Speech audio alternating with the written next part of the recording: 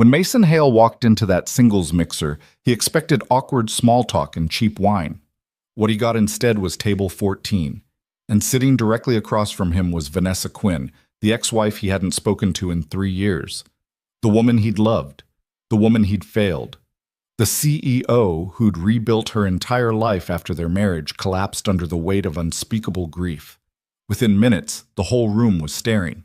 Phones came out, and then someone laughed at him, loud enough for everyone to hear. Stick around till the end, hit that like button, and drop a comment with your city so I can see how far this story travels. The Asheville Community Center smelled like desperation masked with vanilla air freshener and overpriced catering. Mason Hale stood just inside the doorway, hands shoved deep into his jacket pockets, already regretting every decision that had led him here. "You need this," his friend Derek had said 2 weeks ago, practically shoving the event flyer into Mason's hands. "You've been alone for 3 years, man. 3 years. Your kid needs to see you actually living again." Mason had thrown the flyer in the trash. Derek had retrieved it. They'd argued. Eventually, Mason had given in. Not because he believed Derek was right, but because he was too tired to keep fighting about it. Now here he was, surrounded by 50 other lonely souls pretending Friday night speed dating was somehow better than watching Netflix alone in sweatpants. The room was divided into numbered tables. Small votive candles flickered on each one, casting shadows that made everyone look either mysterious or mildly threatening depending on the angle. A woman in her mid-40s wearing too much perfume brushed past him, trailing a cloud of something floral and aggressive. "First time?" she asked, her smile sharp enough to cut glass. "Yeah," Mason muttered. "You'll get used to it. Third table rotation's usually when people start getting honest, or drunk. Sometimes both." She winked and disappeared into the crowd. Mason exhaled slowly. He was a high school English teacher. He spent his days explaining symbolism in The Great Gatsby to teenagers who thought reading was a punishment. He coached JV basketball. He made terrible pancakes every Sunday morning for his 7-year-old son, Carter. His life was small, predictable, safe. This, whatever this was, felt like stepping onto a stage he'd never auditioned for. "Welcome, everyone!" A woman with a clipboard and an aggressively cheerful voice stepped to the front of the room. "I'm Diana, and I'll be your host tonight. Let's make some connections, shall we?" Polite applause rippled through the room. Mason noticed several people already eyeing each other like shoppers evaluating produce. "Here's how it works," Diana continued. "You'll spend 7 minutes at each table. When you hear the bell, gentlemen rotate clockwise. Ladies, you stay put. Simple, right?" Nothing about this felt simple. Mason found his assigned starting position, table 9. Across from him sat a woman named Jennifer, who worked in pharmaceutical sales and had 2 cats named after Game of Thrones characters. She talked for 6 of the 7 minutes. Mason nodded occasionally. When the bell rang, he felt relief so intense it was almost embarrassing. Table 10. A dental hygienist named Shauna, who laughed at her own jokes. Table 11. A woman who spent the entire 7 minutes explaining her multi-level marketing business. Table 12. Someone's ex-girlfriend, apparently, because she spent the whole time texting and wouldn't make eye contact. By table 13, Mason had perfected his polite but disinterested expression. He was counting down rotations. 4 more. Then he could leave, tell Derek he'd tried, and go home to the quiet life he'd built, the one where nothing unexpected ever happened. The bell rang. Mason stood, grabbed his water glass, and moved to table 14. He sat down without looking up, pulling out his chair and settling in with the weary resignation of someone enduring a dental procedure. "So," he started, his rehearsed opener already forming, "what brings you—" The words died in his throat, because sitting directly across from him, frozen with a wine glass halfway to her lips, was Vanessa Quinn, his ex-wife. For 3 full seconds, neither of them moved. The noise of the room, laughter, clinking glasses, Diana's voice announcing something cheerful, faded into a dull roar Mason could barely process. Vanessa looked different. Not different in the way people do after a haircut or a new wardrobe. Different in the way that meant time had passed and life had happened, and the person sitting in front of him was both completely familiar and utterly unknown. Her hair was shorter, cut into a sleek style that framed her face. She wore a charcoal blazer over a cream blouse. Professional, expensive, carefully chosen. The kind of outfit someone wore when they needed armor. Her makeup was flawless. Her posture was perfect. But her eyes, those hadn't changed. Wide, dark brown, expressive in ways she'd never been able to fully control. Right now, they were filled with something that looked like panic. "Mason," she said. Her voice was barely above a whisper. "Vanessa." He didn't mean for her name to come out like an accusation, but it did. Around them, the room continued its chaotic rhythm. But at table 14, time had stopped. Mason's brain scrambled for something to say. "What are you doing here? Why didn't you tell me? Did you know I'd be here?" The questions piled up, none of them making it past his lips. Vanessa set down her wine glass carefully, like she was worried any sudden movement might shatter something. "I didn't know," she said quietly. "I swear, I didn't know you'd be here." "Yeah, me neither." The silence stretched. Somewhere to their left, a woman laughed loudly at something her date said. At the table behind Vanessa, a man was explaining his workout routine in excruciating detail. Mason became acutely aware that people were starting to notice them. A woman at table 12 kept glancing over, her expression curious. Two men near the refreshment table had stopped talking and were staring. "We should," Vanessa started. "Yeah," Mason interrupted. "We should probably—" Neither of them moved. Vanessa's hands were folded on the table in front of her, fingers interlaced so tightly her knuckles had gone white. Mason recognized that gesture. She did it when she was trying to hold herself together, when she was afraid something inside her might crack if she loosened her grip even slightly. He'd seen her do it exactly twice before. Once at her father's funeral, and once at the hospital, 3 years ago, when the doctor had walked into the waiting room and delivered news that ended their entire world. Mason forced the memory down. "Not here. Not now." "How's Carter?" Vanessa asked suddenly. The question came out rushed, like she'd grabbed onto the first safe topic she could find. "He's good. Growing. Talks constantly." Mason's throat felt tight. "He's with Derek's wife tonight." Vanessa nodded. "That's good. Yeah, good." Another silence. This was absurd. They were two adults having the most stilted conversation in human history while surrounded by strangers trying to find love over 7-minute intervals and cheap Merlot. "Your company," Mason said, grasping for anything. "I heard it's doing well. I saw an article in The Observer a few months back." Something flickered across Vanessa's face. Pride, maybe, or exhaustion, or both. "We're managing. Growth has been steady." "That's impressive." "Thank you." They were talking like strangers, like two people who'd met 30 seconds ago and were struggling through small talk, not two people who'd once promised forever to each other, who'd bought a house together, who'd painted a nursery pale yellow because they couldn't agree on blue or pink and decided yellow was neutral enough, who'd buried a daughter together. Mason's chest tightened. "Listen," Vanessa said, her voice dropping even lower. "We don't have to do this. When the bell rings, you can leave. Go to the next table. I won't—" "Vanessa." She stopped. "I'm not running away from you," Mason said. The words landed heavier than he'd intended. Vanessa flinched, just barely, but enough that Mason caught it. "I didn't mean—" he started. "I know what you meant." The bell rang. Around them, people stood, gathered their things, moved to new tables. The rotation continued, but Mason didn't move, and neither did Vanessa. Diana's cheerful voice cut through the noise. "Gentlemen, don't forget to rotate. Ladies, stay seated." A man who'd been sitting at table 13 hovered near Mason's chair, clearly waiting for him to vacate. Mason didn't budge. "Excuse me," the man said, his tone polite but pointed. "You're supposed to move to the next—" "I'm staying here," Mason said, not looking away from Vanessa. The man blinked. "But the rotation?" "I'm aware." The man glanced between them, seemed to sense the tension crackling in the air, and wisely decided to find another table. Vanessa was staring at Mason like he'd just done something either incredibly brave or incredibly stupid, possibly both. "You're making a scene," she whispered. "Let them look." "Mason."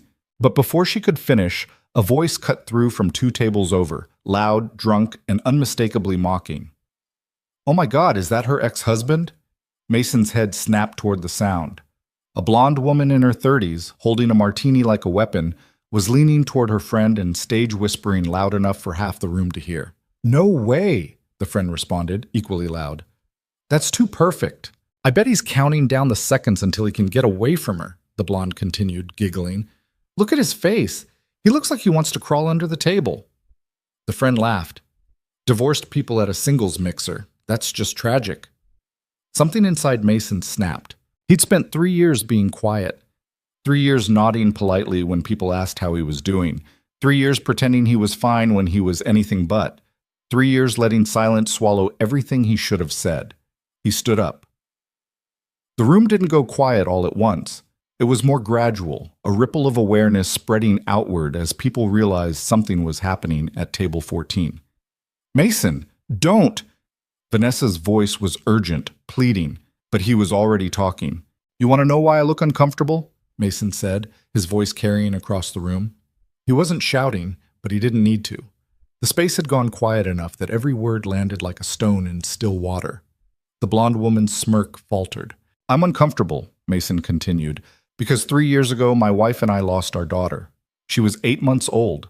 And instead of helping her grieve, instead of being the husband she needed, I shut down. I disappeared into my own head. I let her suffer alone while I pretended I was holding it together. Vanessa made a sound, small, choked. Mason didn't look at her. If he looked at her, he'd lose his nerve. I'm uncomfortable, he said, his voice rougher now, because I spent 3 years convincing myself I was protecting her by staying away.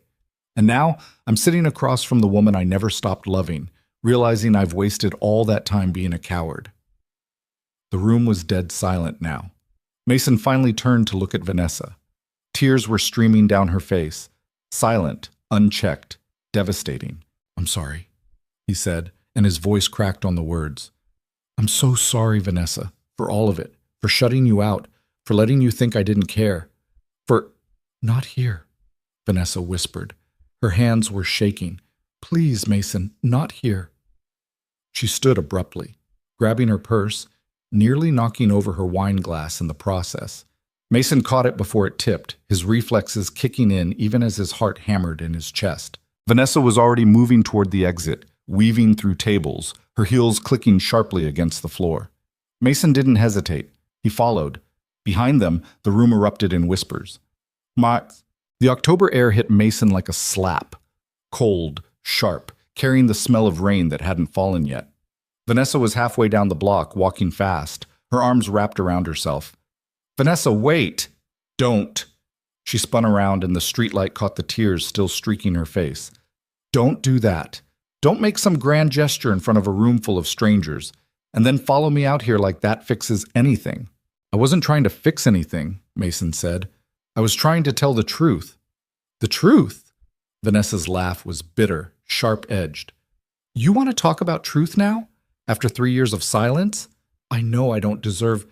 You left me, Mason. Her voice broke. Maybe you didn't walk out the door, but you left. You were standing right next to me, and I've never felt more alone in my entire life. Mason's throat burned. I know. Do you? Vanessa stepped closer, her eyes blazing. Do you know what it was like? Losing Lily and then losing you in the same breath? Watching you turn into someone I didn't recognize. I needed you, and you just shut down. Like I didn't matter. Like she didn't matter. She mattered, Mason said, and the words came out fierce, raw. She mattered more than anything, and that's why I couldn't talk about it. Because every time I tried, I felt like I was drowning, and I thought if I just kept moving, kept working, kept taking care of Carter, I could outrun it. You can't outrun grief, Mason. I know that now. Vanessa wiped at her face with the back of her hand, smearing mascara. Why are you telling me this? Why now? Mason didn't have a good answer, or maybe he did, and he was just terrified to say it out loud. Because I saw you tonight, he said finally. And I realized I've been lying to myself for 3 years, telling myself you were better off without me, that you'd moved on, that I was doing the right thing by staying away. And now? Now I think I was just scared. Vanessa stared at him. A car passed, headlights sweeping over them briefly before plunging them back into shadow. I don't know what you want from me, she said quietly. Nothing, Mason said. I don't want anything. I just needed you to know that I never stopped. He stopped himself, but Vanessa caught it. Never stopped what? Mason looked at her, really looked at her. The woman he'd married 8 years ago, the woman he'd promised to protect and failed spectacularly, the woman who'd rebuilt herself into someone stronger, sharper, more guarded. I never stopped loving you, he said. Vanessa closed her eyes. Fresh tears slipped down her cheeks. That doesn't change anything, she whispered. I know.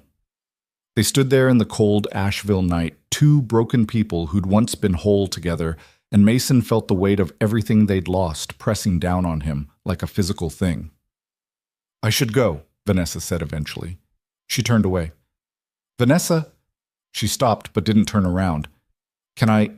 Mason's voice was hoarse. Can I call you sometime? Just to talk. For a long moment she didn't respond. Then, so quietly he almost missed it. I don't know if that's a good idea. She walked away. Mason watched until she disappeared around the corner, then he stood there alone on the empty street, hands in his pockets, breathing fog into the cold air. His phone buzzed. A text from Derek. How's it going? Mason typed back. Ran into Vanessa. 3 dots appeared immediately. Then, what? Mason pocketed his phone without responding. He started walking. No destination, just movement. The streets of downtown Asheville were alive with Friday night energy. Couples holding hands, groups of friends laughing outside bars, people living normal lives where the worst thing that happened was a bad date or a spilled drink. Mason kept walking until he found himself outside Dixon's Diner, a 24-hour place he and Vanessa used to go to when they were dating. Late-night pancakes after movies, coffee at 2 a.m. when Carter was a newborn and sleep was a distant memory. He almost kept walking. But then he saw her. Vanessa was sitting in a booth near the window, staring at a cup of coffee like it held answers to questions she hadn't asked yet. Mason's feet carried him inside before his brain could talk him out of it. The bell above the door chimed. Vanessa looked up. When she saw him, something complicated crossed her face. Surprise, frustration, and underneath it all, something that might have been relief. Are you following me? She asked as he approached. No, maybe. I don't know. Mason gestured at the empty seat across from her. Can I sit? Vanessa hesitated, then nodded. He slid into the booth. The vinyl was cracked and patched with duct tape. The table was scarred with decades of use. Nothing had changed since the last time they'd been here together. A waitress appeared, elderly, sharp-eyed, with a name tag that read Dolores. Coffee? She asked Mason. Please. She poured, set down 2 creamer cups, and disappeared without another word. Mason wrapped his hands around the mug, grateful for the warmth. Outside, the first drops of rain began to fall, streaking the window. I come here sometimes, Vanessa said quietly, when I need to think. Me too. They sat in silence. Not the uncomfortable kind from the mixer, but something heavier. The kind of silence that carried the weight of everything unsaid between them. I wasn't lying, Vanessa said eventually. When I said I didn't know you'd be at that mixer, my assistant signed me up, said I needed to get back out there. She made air quotes around the last part, her expression wry. Derek did the same to me, literally would not shut up about it until I agreed. They sound terrible. The worst. A ghost of a smile touched Vanessa's lips, there and gone in an instant. Mason took a breath. I meant what I said. Out there. All of it. The smile vanished. Mason, I'm not asking for anything, he said quickly. I'm not asking you to forgive me or give me another chance, or I just need you to know that I see it now. How badly I failed you. How much I hurt you by shutting down instead of letting you in. Vanessa's hands were wrapped around her own coffee mug, knuckles white again. Do you know what the hardest part was? Her voice was barely above a whisper. It wasn't losing Lily. I mean, it absolutely was. But the hardest part was losing her and then watching you disappear, watching the man I loved turn into a stranger who could barely look at me. Mason's vision blurred. I didn't know how to do it, he said roughly. I didn't know how to grieve and be strong for you and take care of Carter and not completely fall apart. So I shut it all down. And by the time I realized what I was doing, you were already gone. I had to leave, Mason. I was drowning, and you weren't even reaching for me. I know. I built a whole life without you. Vanessa's voice cracked. I rebuilt myself. I took a struggling company and turned it into something that matters. I wake up every morning and I function. I go to meetings and make decisions and pretend I'm fine, and I am fine. Most days, I'm fine. And the other days? Vanessa looked away.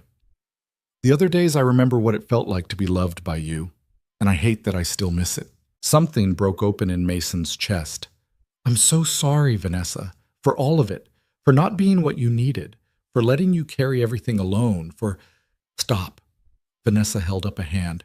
Please, I can't do this right now. But she didn't leave.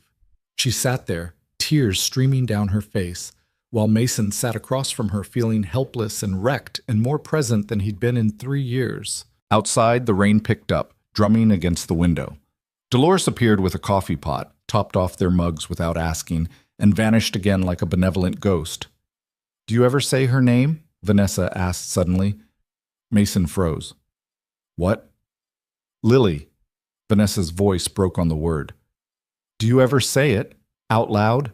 Mason realized with dawning horror that he didn't. Not anymore. Not since the funeral. He talked around it, when we lost her, after everything happened, the baby, but never her actual name. No, he admitted. I don't. Me neither. Fresh tears spilled over. I tried once, about a year ago. I was in a board meeting and someone asked about my family and I opened my mouth to say it, and I couldn't. The words wouldn't come. Vanessa. She existed, Mason. She was real. She was ours. And we don't even say her name anymore. Mason felt like he'd been punched in the chest.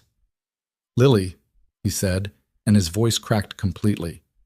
Our daughter's name was Lily. Vanessa made a sound that was half sob, half laugh. Yeah, it was. She had your eyes, Mason continued, the words pouring out now, and this tiny dimple on her left cheek that only showed up when she smiled. And she hated being cold. We had to warm her bottles to exactly the right temperature or she'd scream. She smelled like powder and milk, Vanessa added, crying openly now. And she'd grab onto your finger and hold on like she never wanted to let go. I think about her every day, Mason said. Every single day. And I hate that I was too scared to tell you that. I think about her too. Vanessa wiped at her face with a napkin. I think about what she'd look like now, if she'd be shy like you or bossy like me, if she'd like soccer or art or... She broke off, shoulders shaking. Mason didn't think. He just moved, sliding out of his side of the booth and into hers, wrapping his arms around her while she fell apart against his chest. I'm sorry, he whispered into her hair. I'm so sorry. Vanessa cried harder, her hands fisting in his jacket like she was afraid he'd disappear if she let go. They stayed like that, two broken people holding on to each other in a diner booth while rain hammered the windows, and the rest of Asheville went on living their normal Friday nights, until Vanessa's sobs quieted into hiccups and her breathing steadied. I got makeup all over your jacket, she said finally, her voice muffled against his chest. I don't care. She pulled back slightly, just enough to look up at him. Her mascara was smudged, her eyes were red and puffy. She looked wrecked. She looked beautiful. I don't know what to do with this, Vanessa whispered. With you. With any of it. Me neither, Mason admitted. I can't go back to how things were. I'm not asking you to. Then what are you asking? Mason thought about it. Really thought about it. Nothing, he said finally. I'm not asking for anything. I'm tired of pretending you don't matter. That we didn't matter. That Lily didn't matter. Vanessa's eyes filled again. She mattered so much. Yeah, she did. They sat there, not quite holding each other, but not quite letting go either, while the rain continued and Dolores refilled their coffee, and somewhere in the back of the diner, an old jukebox played a song neither of them recognized. Eventually, Vanessa's phone buzzed. She glanced at it and sighed. My sister, she's been texting every 10 minutes since I left the mixer. Caroline still hate me? With the fire of 1,000 suns. But there was a hint of affection in Vanessa's voice when she said it. Fair. Vanessa tucked her phone away without responding to the text. I should go, it's late. Yeah. Neither of them moved. Mason? Yeah? Thank you, for saying her name. Mason's throat tightened. We should have been saying it all along. Yeah, we should have. Vanessa slid out of the booth, gathering her purse. Mason stood too, pulling out his wallet, but Dolores appeared and waved him off. On the house, she said gruffly. You two look like you've been through enough. Outside, the rain had softened to a drizzle. Vanessa's car was parked half a block down. They walked toward it in silence, shoulders almost touching. At her car, Vanessa turned to face him. I don't know what happens now. Me neither. I'm not making any promises. I'm not asking for any. She studied his face like she was trying to memorize it, or maybe trying to figure out if he was still the man she'd married or someone else entirely. Good night, Mason. Good night, Vanessa. She got in her car. Mason watched her drive away, then he stood there on the empty street, rain soaking through his jacket, feeling more awake than he'd been in 3 years. His phone buzzed again. Derek, persistent as always. Dude, details. Mason typed back. Tomorrow. I'll explain tomorrow. He started walking toward his own car, parked somewhere back near the community center. The night felt different somehow, sharper, more real, like he'd been sleepwalking for 3 years and had finally woken up.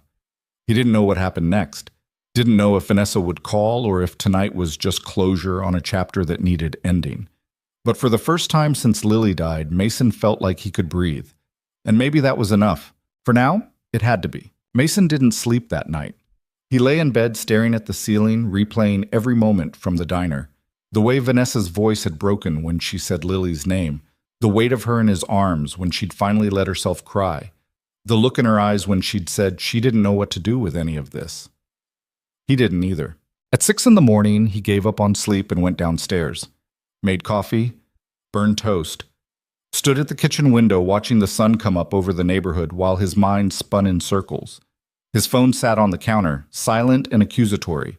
He told Vanessa he wasn't asking for anything, and he'd meant it, but that didn't stop him from hoping she'd text, call, send some signal that last night had mattered. Nothing came. By 7, Carter was awake and demanding pancakes. Mason made them on autopilot, flipping them too early so they came out half-cooked in the middle.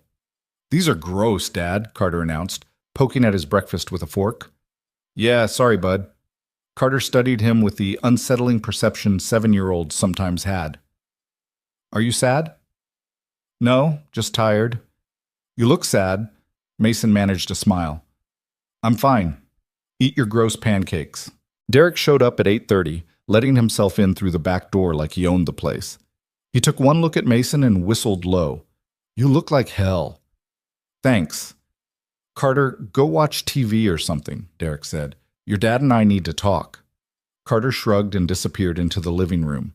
Within seconds, the sound of cartoons filled the house. Derek sat down at the kitchen table and fixed Mason with a look. Talk. So Mason did. He told Derek everything, the mixer, the confrontation, following Vanessa out into the rain, the diner, saying Lily's name out loud for the first time in 3 years. When he finished, Derek was quiet for a long moment. Well, he said finally, that's either the best thing you've ever done or the worst. Time will tell. Helpful. What do you want me to say, man? You just ripped open 3 years of scar tissue in front of a room full of strangers and then had an emotional breakdown with your ex-wife at a diner. That's not exactly something I can summarize with advice. Mason dropped his head into his hands. I don't know what I'm doing. Yeah, I got that. Derek leaned back in his chair. Question is, what do you want to be doing? I don't know. Bullshit. You know, you're just scared to say it. Mason looked up. Derek's expression was serious now, none of his usual sarcasm in sight. I want her back, Mason said quietly. I want my wife back. I want to fix what I broke. You think that's possible? I don't know, probably not. She's got a whole life now. She's rebuilt everything without me. Why would she want to go backward? Maybe she wouldn't be going backward, Derek said. Maybe you'd both be going forward, just together this time. Mason wanted to believe that. Wanted it so badly his chest ached with it. His phone buzzed. Both men looked at it like it was a live grenade. Mason picked it up, heart hammering. It was a text from an unknown number, except it wasn't unknown. He'd know that number anywhere, even though he'd deleted it from his contacts 2 years ago in a moment of self-preservation. The message was short. Can we talk? Not today. I need time. But soon. Mason showed Derek the screen. Well, Derek said, there's your answer. Mason texted back. Whenever you're ready. The 3 dots appeared, disappeared, appeared again. Then, thank you. Derek stood, clapping Mason on the shoulder. Whatever happens, man, I'm glad you finally said something. Watching you pretend to be fine for 3 years was exhausting. I wasn't pretending. Yeah, you were. You were just good at it. Derek headed for the door, then paused. For what it's worth, Vanessa was pretending too. I saw her at that fundraiser last spring. She looked miserable. She's a CEO, Derek. She's probably just stressed. Maybe. Or maybe she's been just as lost as you've been. Derek left before Mason could respond. Mason looked at his phone again, at Vanessa's message, at the possibility hanging in those few short words. He didn't let himself hope. Not yet. Hope was dangerous. Hope could break you worse than grief if you weren't careful. But for the first time in 3 years, he felt something other than numb.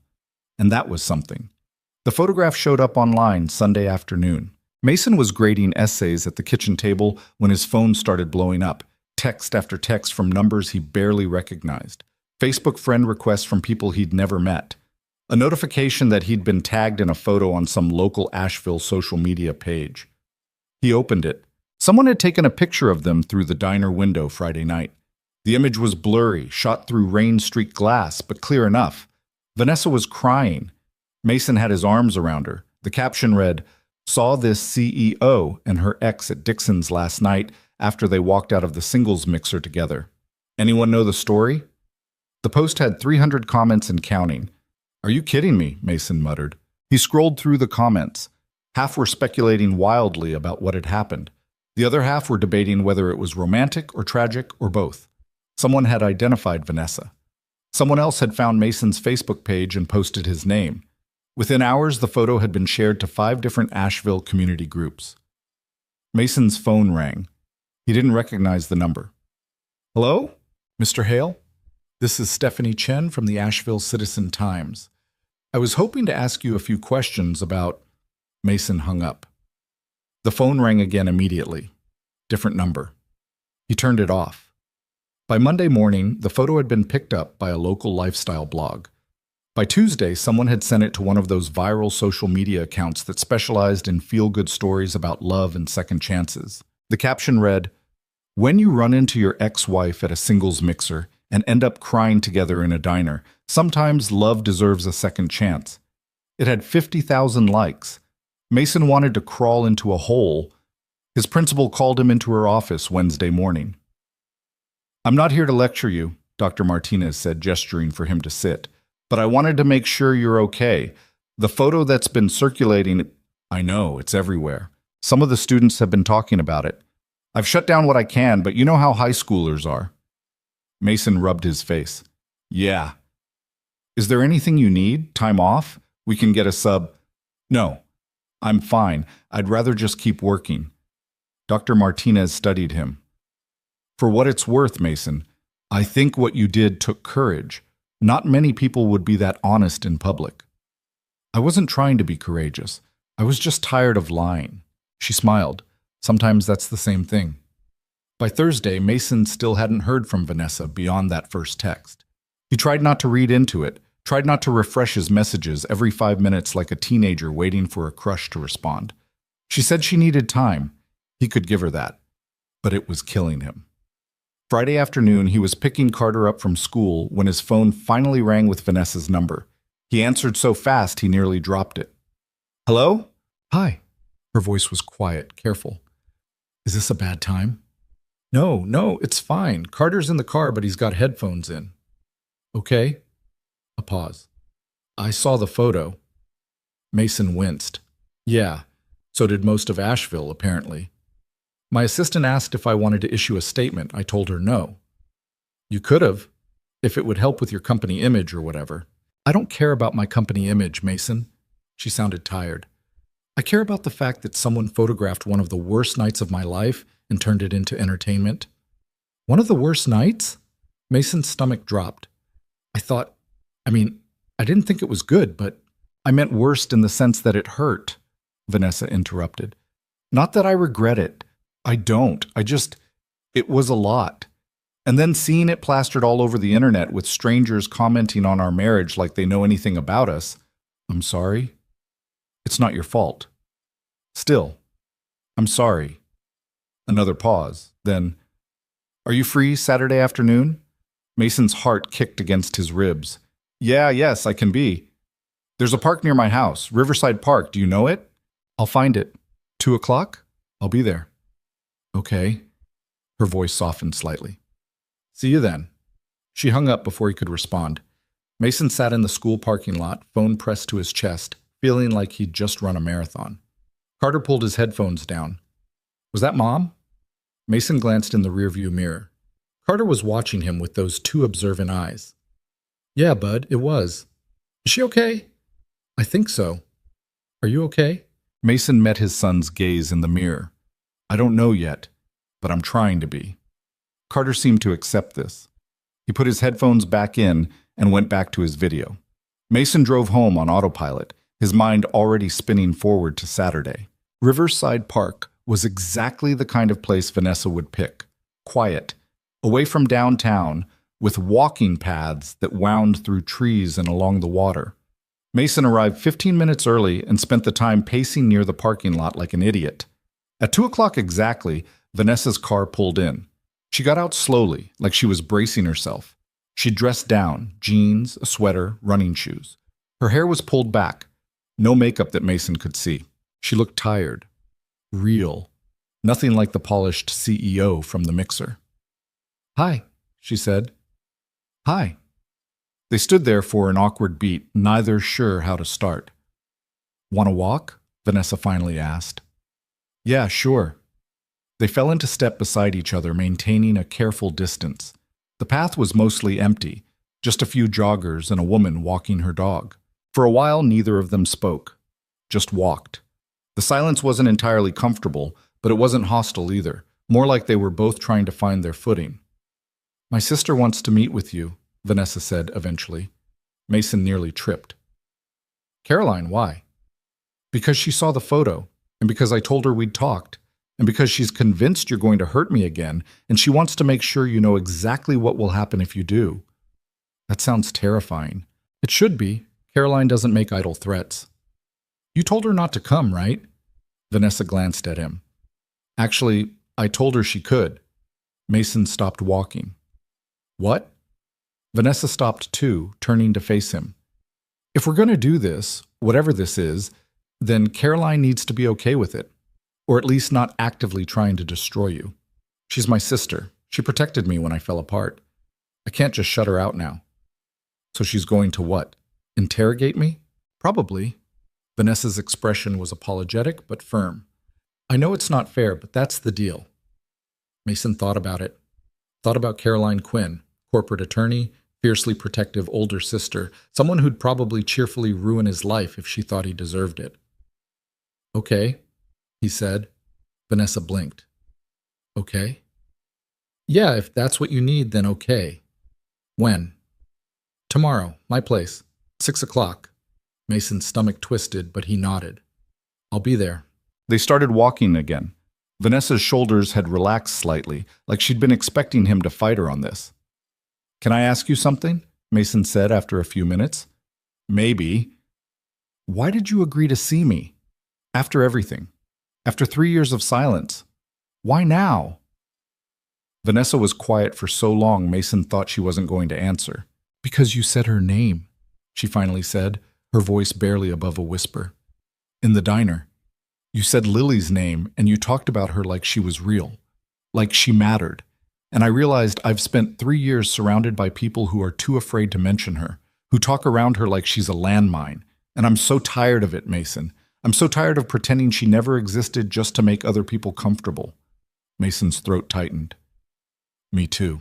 My therapist says I need to stop running from the grief, that I can't build a real life if I'm constantly trying to outrun what happened. Vanessa wiped at her eyes, and I looked at you in that diner, and I thought, here's someone who knows, who remembers, who loved her too. I did. I do. I know. Vanessa stopped walking again, this time turning to fully face him. But loving her isn't enough, Mason. It wasn't enough 3 years ago, and it's not enough now. If we're going to try this, and I'm not saying we are, I'm just saying if, then things have to be different. You have to be different. I know. Do you? Because it's easy to say you'll change. It's harder to actually do it. Mason looked at her, really looked at her, at the exhaustion in her eyes, at the way she held herself like she was braced for disappointment. I've been seeing a therapist, he said. Started about 6 months ago. I couldn't keep doing what I was doing, pretending I was fine, avoiding anything that felt too hard. It was killing me. Slowly, but still. Vanessa's expression shifted. You're in therapy? Yeah, every other Wednesday, Dr. Patterson. He specializes in grief counseling. How's it going? Some days better than others, but I'm trying. Mason shoved his hands in his pockets. I'm not the same person I was 3 years ago, Vanessa. I'm not saying I'm fixed or that I've got it all figured out, but I'm trying to be someone who can actually handle his own emotions instead of shutting down every time things get hard. Vanessa studied him. I've been in therapy too, since about a year after the divorce. Yeah? Dr. Reeves, she's helped me understand why I throw myself into work instead of dealing with feelings. Why I built this whole perfect image of someone who has it all together when most days I barely know how to function. They stood there on the path, two people who'd been carrying their pain alone finally admitting they'd both been struggling. We're a mess, Vanessa said softly. Yeah, we really are. I don't know if we can fix this. Me neither. But I want to try. The words came out rushed, like she was afraid she'd lose her nerve if she didn't say them quickly. I don't know what that looks like or where it goes, but I want to try. If you do. Mason felt something crack open in his chest. I do. More than anything. Vanessa nodded, blinking back tears. Okay, but we go slow. We don't rush this, and if it starts to fall apart, if we start falling back into old patterns, we stop. We don't drag it out until we destroy each other again. Agreed. And you have to survive Caroline first. Mason laughed despite himself. Right, that. They walked for another hour, talking carefully about nothing important. Work, Carter, the weather, testing the waters, figuring out how to exist in the same space without the weight of their history crushing them. When they finally headed back to the parking lot, Vanessa paused beside her car. Tomorrow, she said. 6 o'clock. Don't be late. I won't. She got in her car, then rolled down the window. Mason? Yeah? Thank you for being honest, for trying. Thank you for giving me a chance. She drove away, and Mason stood there in the parking lot feeling like he'd just been given something fragile and terrifying and precious. He had 24 hours to prepare for Caroline Quinn. He was absolutely not prepared. Mason showed up at Vanessa's house at 5:55, clutching a bottle of wine he'd spent 30 minutes picking out and immediately regretted.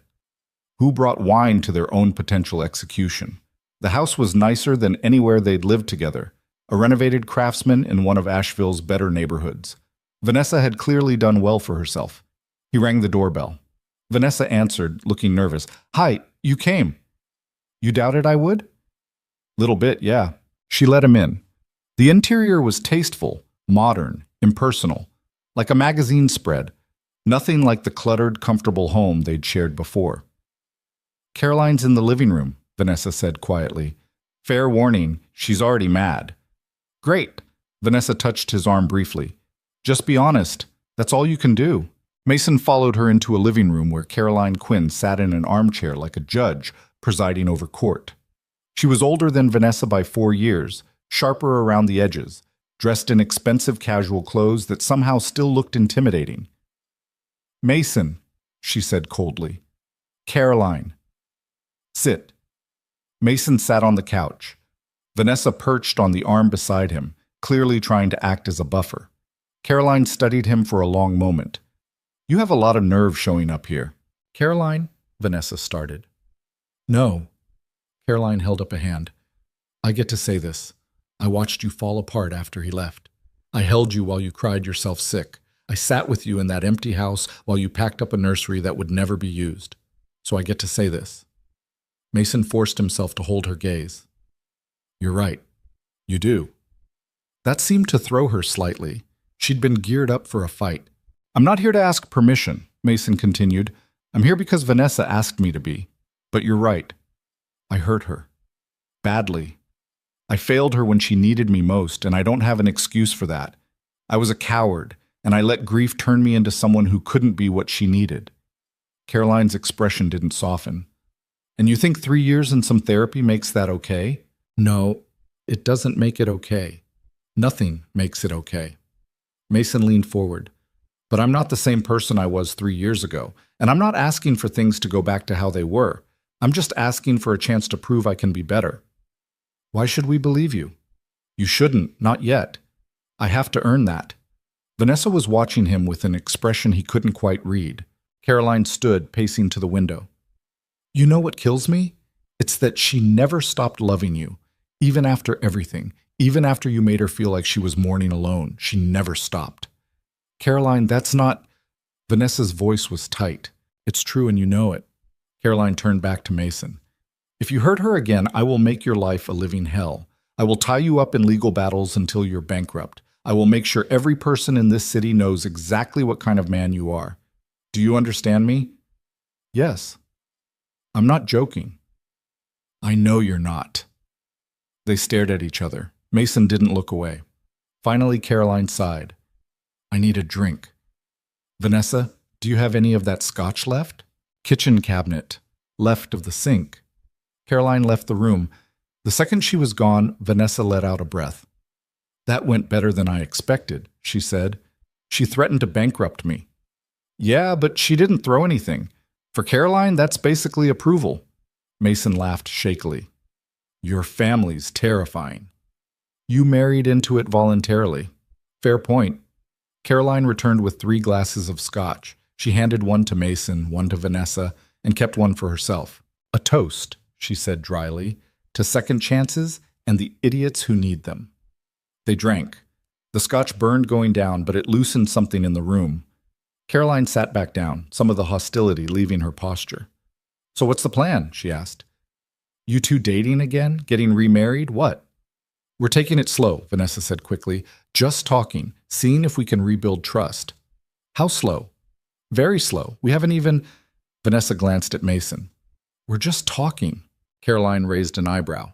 You always were the patient one. She took another sip. Fine, but I'm watching, both of you.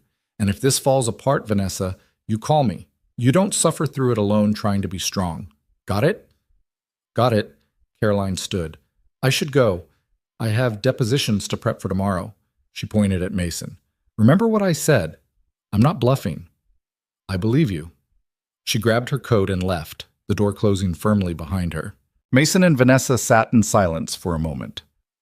So, Mason said eventually, that was fun. Vanessa laughed, a real laugh, surprised and genuine. She likes you. That was her liking me? Trust me, if she didn't, you'd know. Mason set down his scotch glass.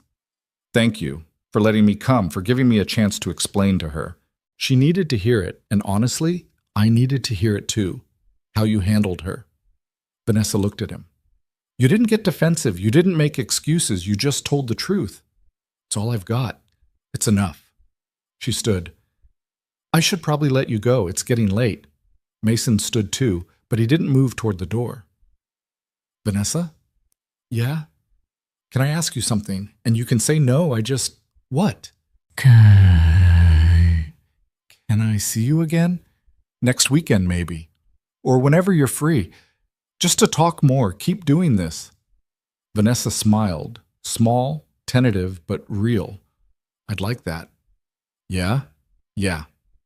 Mason felt like he could breathe for the first time all evening. Okay, good. I'll call you. You better. She walked him to the door. They stood there awkwardly, neither quite sure how to say goodbye. Thank you, Mason said, for all of this, for being willing to try. Thank you for giving me a reason to. He left before he could do something stupid like kiss her. That wasn't what this was. Not yet. Maybe not ever. But as he drove home, he couldn't stop the hope from building in his chest. They were trying, both of them. Actually trying, and maybe that was enough to start with. Over the next few weeks, Mason and Vanessa fell into a careful rhythm. Coffee on Wednesdays after his therapy appointment. Walks on Saturday afternoons, long phone calls that stretched late into the night where they talked about everything and nothing. They didn't talk about getting back together, didn't define what they were doing, just existed in this strange in-between space where they were learning each other again. Mason learned that Vanessa had become obsessed with true crime podcasts, that she still couldn't cook to save her life, that she'd adopted a cat named Chairman who apparently ruled her house with an iron paw. Vanessa learned that Mason had started writing again, poetry mostly, bad poetry he'd never show anyone, that Carter had him wrapped around his little finger, that he still couldn't watch certain movies without crying. They learned to say Lily's name, not constantly, not forcing it, but naturally, in conversation, in memory, acknowledging that she'd existed and mattered and would always be part of them. It was healing. Slowly, imperfectly. And then one Wednesday in late November, everything shifted. They were sitting in their usual coffee shop when Vanessa's phone rang. She glanced at it and her expression changed. "I need to take this," she said. "It's my COO." She stepped outside. Mason watched through the window as her posture went rigid. Whatever she was hearing, it wasn't good. She came back inside 5 minutes later looking shaken. "What's wrong?" Mason asked immediately. "There's a problem at work. Major problem. I need to go." She was already gathering her things. "I'm sorry, I have to." "What happened?" "One of our suppliers just backed out of a contract. It's going to affect our entire Q4 production schedule. If I don't fix this in the next 48 hours, we could lose millions." Mason stood. "What do you need?" Vanessa looked at him, surprised. "What? What do you need? How can I help?" "Mason, this is work stuff. You can't—" "I can listen. I can be there. I can do whatever you need." He grabbed his jacket. "You don't have to do this alone." For a second, Vanessa just stared at him. Then her eyes filled with tears.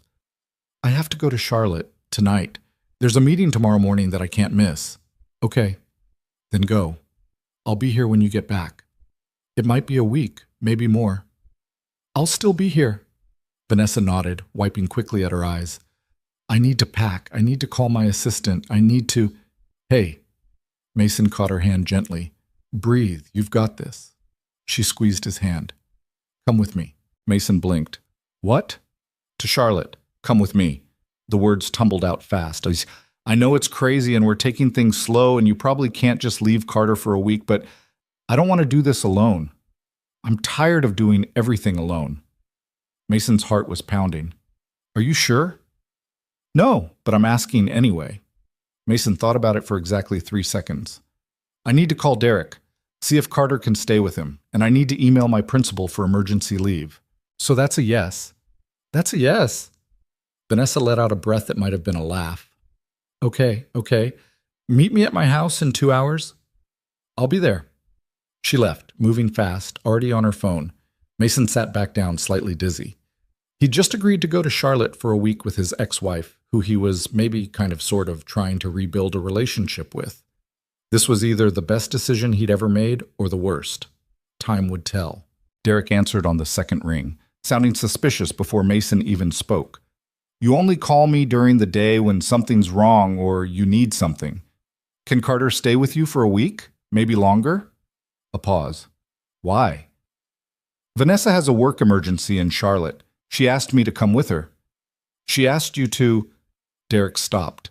Mason could practically hear him recalibrating. "Are you serious?" "Dead serious. I know it's a lot to ask, but Carter can stay here as long as you need. Kim will be thrilled. She's been saying we should have him over more anyway."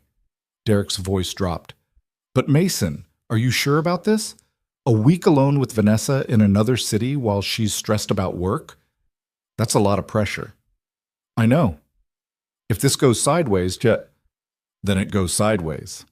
But I'm tired of playing it safe. She asked for help. I'm going to help." Derek was quiet for a moment. "All right, bring Carter over. We'll handle everything here." Mason exhaled. "Thanks, man. I owe you." "Yeah, you do. And I'm collecting when you get back. I want details." Mason hung up and immediately called his principal. Dr. Martinez was surprisingly understanding, probably because he'd been working there 7 years without ever taking a sick day. She approved a week of emergency personal leave and told him to handle what he needed to handle. 2 hours later, Mason pulled up to Vanessa's house with a hastily packed duffel bag and no real idea what he was getting into. Her car was in the driveway, trunk open, a garment bag already loaded inside. He found her in the kitchen, phone pressed to her ear, laptop open on the counter, looking like she was trying to be in 3 places at once. I don't care what James says, we need those shipment manifests by morning or the whole timeline falls apart, she was saying, her free hand typing rapidly. Yes, I know it's late. No, I don't care. Get it done. She hung up, saw Mason, and some of the tension in her shoulders eased fractionally. You came. I said I would. I know, but I thought maybe you'd come to your senses. Not yet. Vanessa almost smiled. I need 10 more minutes. My assistant's sending files I need to review on the drive. Chairman needs to be fed, and I can't find my phone charger. I'll find the charger. You finish what you're doing. Mason located the charger plugged in by her nightstand upstairs.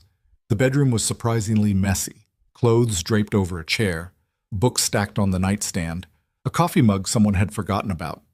It felt more human than the showroom-perfect living room downstairs. He brought the charger down. Vanessa was still on her laptop, muttering under her breath about logistics. Hey, Mason said gently, we should go soon if you want to beat traffic. She nodded, closing the laptop with more force than necessary. Right. Okay, let me just... She looked around like she'd forgotten what she was supposed to be doing. Vanessa. She stopped. It's going to be okay. Whatever happens with this supplier situation, you'll figure it out. You always do.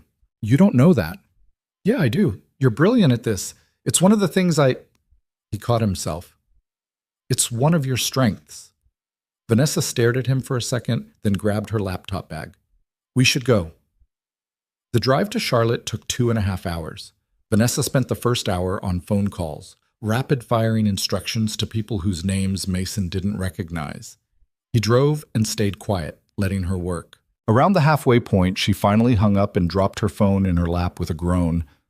I'm sorry, this is a terrible idea. I shouldn't have asked you to come. Why not? Because I'm going to be working constantly.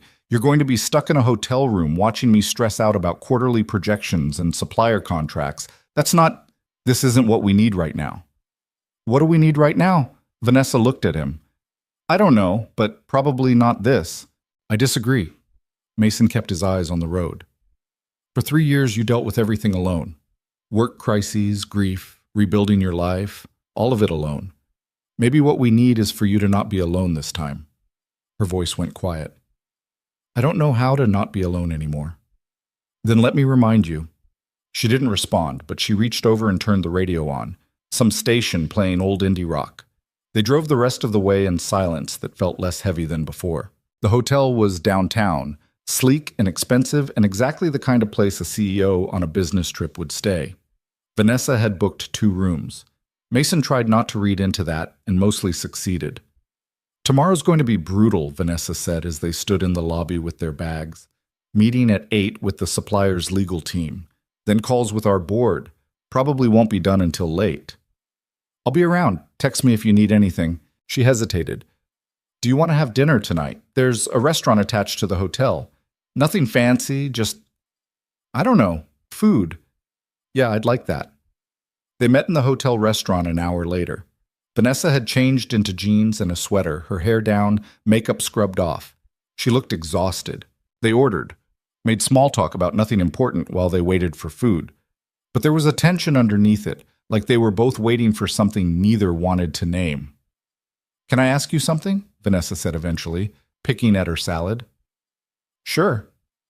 Why did you really come? And don't say it's because I asked. I want the real reason. Mason set down his fork. Because 3 years ago, when you needed me most, I wasn't there. And I've regretted it every single day since. So when you asked me to come with you, even though it scared the hell out of me, I couldn't say no. Because maybe this time I can actually show up. Vanessa's eyes were bright. You're showing up now, these past few weeks, the coffee, the walks, the phone calls. You've been showing up. I know. But this feels different. This is you letting me see you when things aren't perfect. When you're stressed and overwhelmed and not sure how to fix something, you never let me see that before. You never asked to see it. I know, I should have. The waiter appeared with their entrees, breaking the moment. They ate quietly, the restaurant humming with low conversation around them. I'm scared, Vanessa admitted suddenly. About tomorrow. About this whole supplier situation. If we can't resolve it, we're looking at major financial losses. And I know I should have contingency plans and backup suppliers and all of that, but I got complacent. I trusted the wrong people, and now it's falling apart. That doesn't make you a bad CEO. That makes you human. Being human doesn't pay the bills. No, but being human means you can ask for help when you need it. Vanessa laughed, but it sounded hollow. I don't know how to do that. I spent so long building this image of someone who has all the answers, someone who doesn't break, and now everyone expects me to be that person all the time. You don't have to be that person with me. She looked at him. I don't know how to not be that person anymore. Then we'll figure it out together. They finished dinner and walked back to the elevators. Vanessa's room was on the 8th floor. Mason's was on the 6th. At the 8th floor, the doors opened. Vanessa stepped out, then turned back. Thank you for coming. Really, even if I'm a disaster tomorrow, I'm glad you're here. You won't be a disaster. You don't know that. Yeah, I do. The elevator doors started to close. Vanessa caught them. Mason? Yeah? I'm glad we're trying this, whatever this is. I'm glad. Before he could respond, she let the doors close. Mason rode down to the 6th floor feeling like he'd just been given something he didn't quite know how to hold on to. The next morning, Vanessa was gone before Mason woke up. She'd texted at 6. Already at the office. Don't wait up. This is going to take all day. Mason got coffee from the hotel lobby and tried to figure out what to do with himself. He'd brought a book he wasn't reading and papers to grade he wasn't grading. Mostly, he just sat in his room feeling useless. At noon, his phone rang. Vanessa. Hey, he answered. How's it going? Terrible. They're refusing to negotiate. Their lawyers being a complete... She stopped herself. Sorry, I shouldn't be calling. I just needed to hear a friendly voice. I'm glad you called. You want me to bring you lunch? You don't have to do that. I know, but I'm offering anyway. A pause. There's a sandwich place 2 blocks from the office building, Sullivan's. Could you grab me something? Anything. I don't care what. I'll be there in 30 minutes. Mason found the place, ordered 2 sandwiches and chips, and headed to the office address Vanessa had texted him. The building was glass and steel, all corporate intimidation. He felt underdressed in jeans and a Henley. The receptionist eyed him suspiciously until he explained he was dropping off lunch for Vanessa Quinn. Her expression changed immediately to something like pity. Conference room C, 8th floor. Fair warning, it's tense up there. Mason took the elevator up. He could hear raised voices before he even found the right conference room. Through the glass wall, he could see Vanessa sitting at a long table across from 3 men in expensive suits. Her COO sat beside her, looking grim. Vanessa saw him through the glass.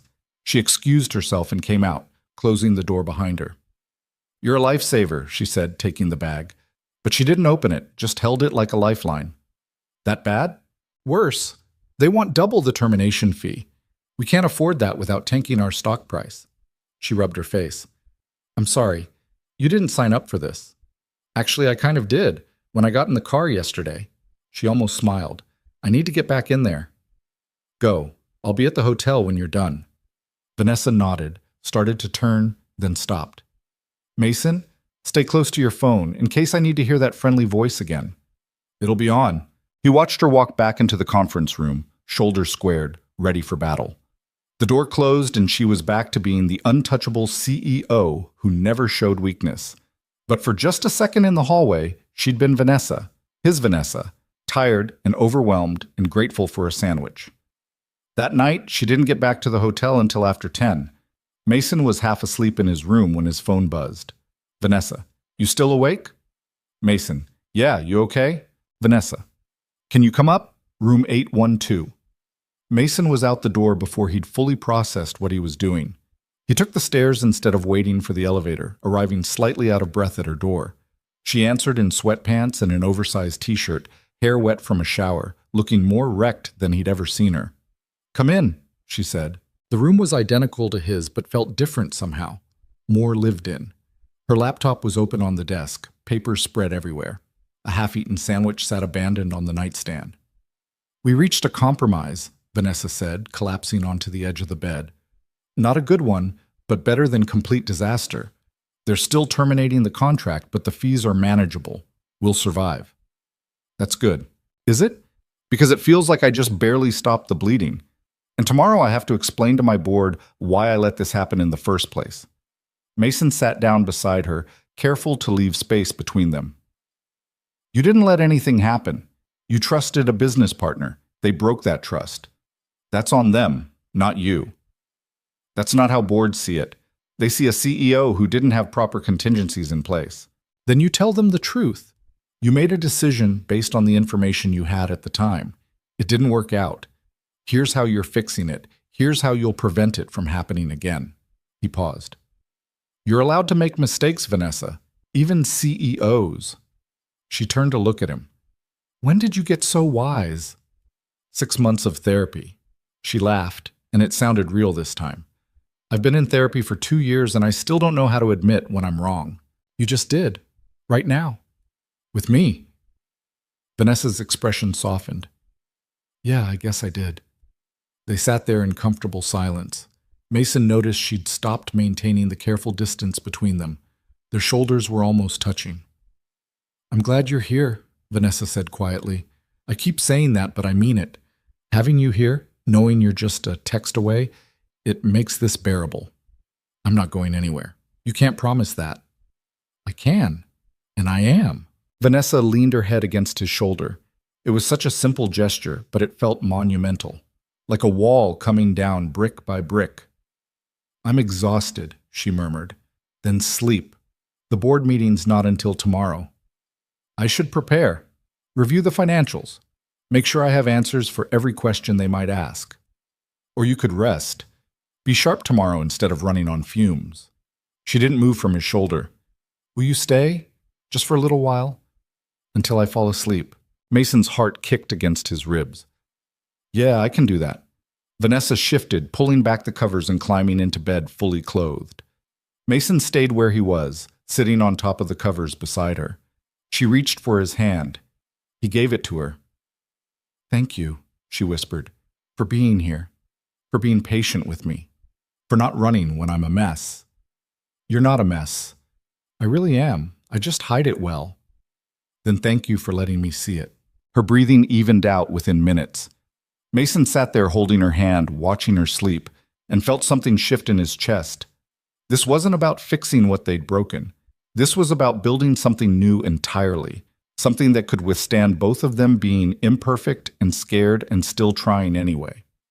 He carefully extracted his hand after 20 minutes and stood to leave. As he reached the door, Vanessa's voice stopped him. Mason? He turned. She was barely awake, eyes half closed. Don't go. I thought you were asleep. Stay, please. Mason hesitated for exactly 2 seconds before toeing off his shoes and climbing onto the bed beside her. Not under the covers, still maintaining some boundary, but close enough that when she reached for him again, he was there. She curled into his side like it was the most natural thing in the world, like 3 years and a divorce and an ocean of grief hadn't happened between them. Is this okay? She mumbled against his chest. Yeah, this is okay. Within seconds, she was asleep again. Mason lay there, staring at the ceiling, acutely aware of every point where their bodies touched, and realized he was in serious trouble. Because somewhere between the mixer and the diner and the past few weeks of carefully rebuilding trust, he'd fallen completely back in love with his ex-wife, and he had no idea what to do about it. The next morning, Mason woke up alone. Vanessa had left a note on the pillow. Board meeting at 9. Thank you for last night. V.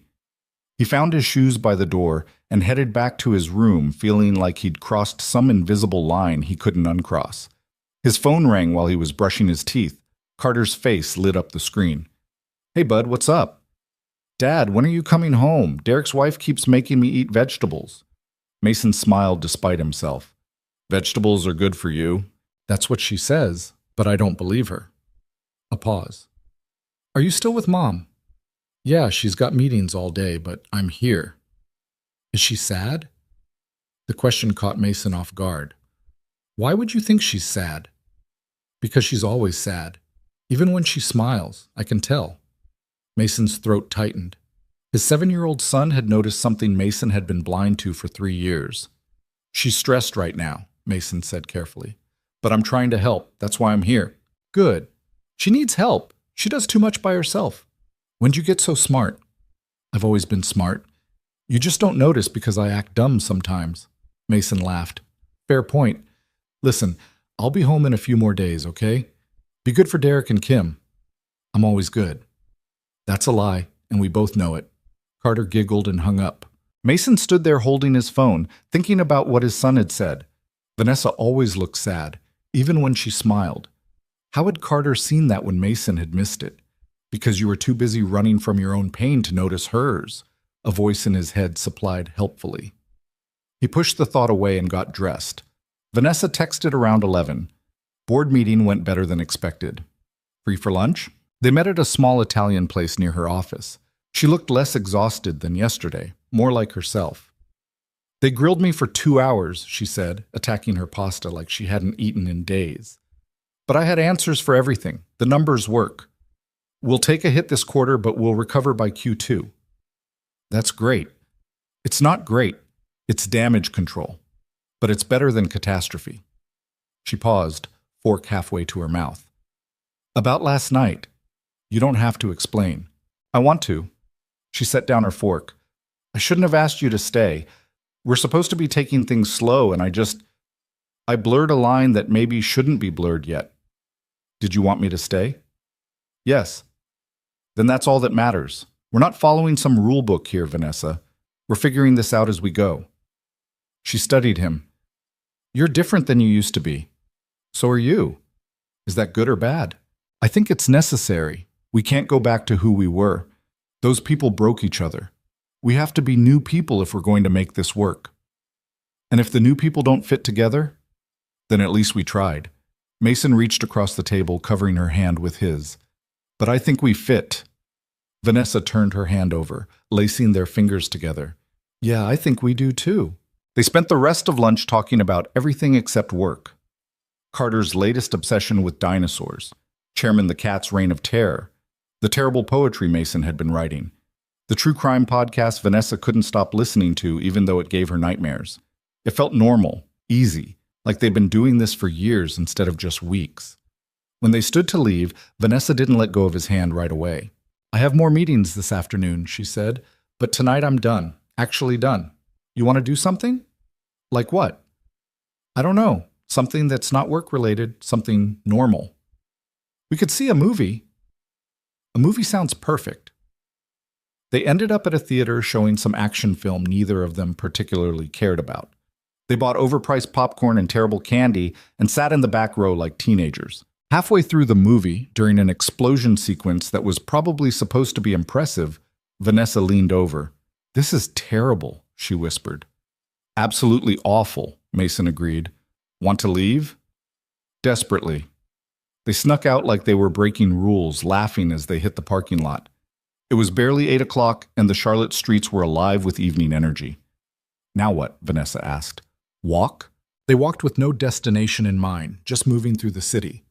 Vanessa talked about the early days of building her company, when she'd been terrified and barely qualified and convinced she'd fail at any moment. Mason talked about the first year of teaching, when he'd been equally terrified and equally convinced. We were both pretending to know what we were doing, Vanessa said. Still are, probably. Definitely are. They found themselves in front of an ice cream shop. Without discussing it, they went inside and ordered cones like it was summer instead of late November. Outside, eating ice cream in the cold, Vanessa looked at Mason with an expression he couldn't quite read. What? He asked. Nothing, just, this feels like us, the real us, not the version we tried to be when we were married. What version was that? The one where we pretended everything was perfect, where we didn't talk about hard things because we were afraid of ruining what we had. She licked melting ice cream off her hand. We should have had more nights like this, where we just existed together without trying so hard. We can have them now. Can we?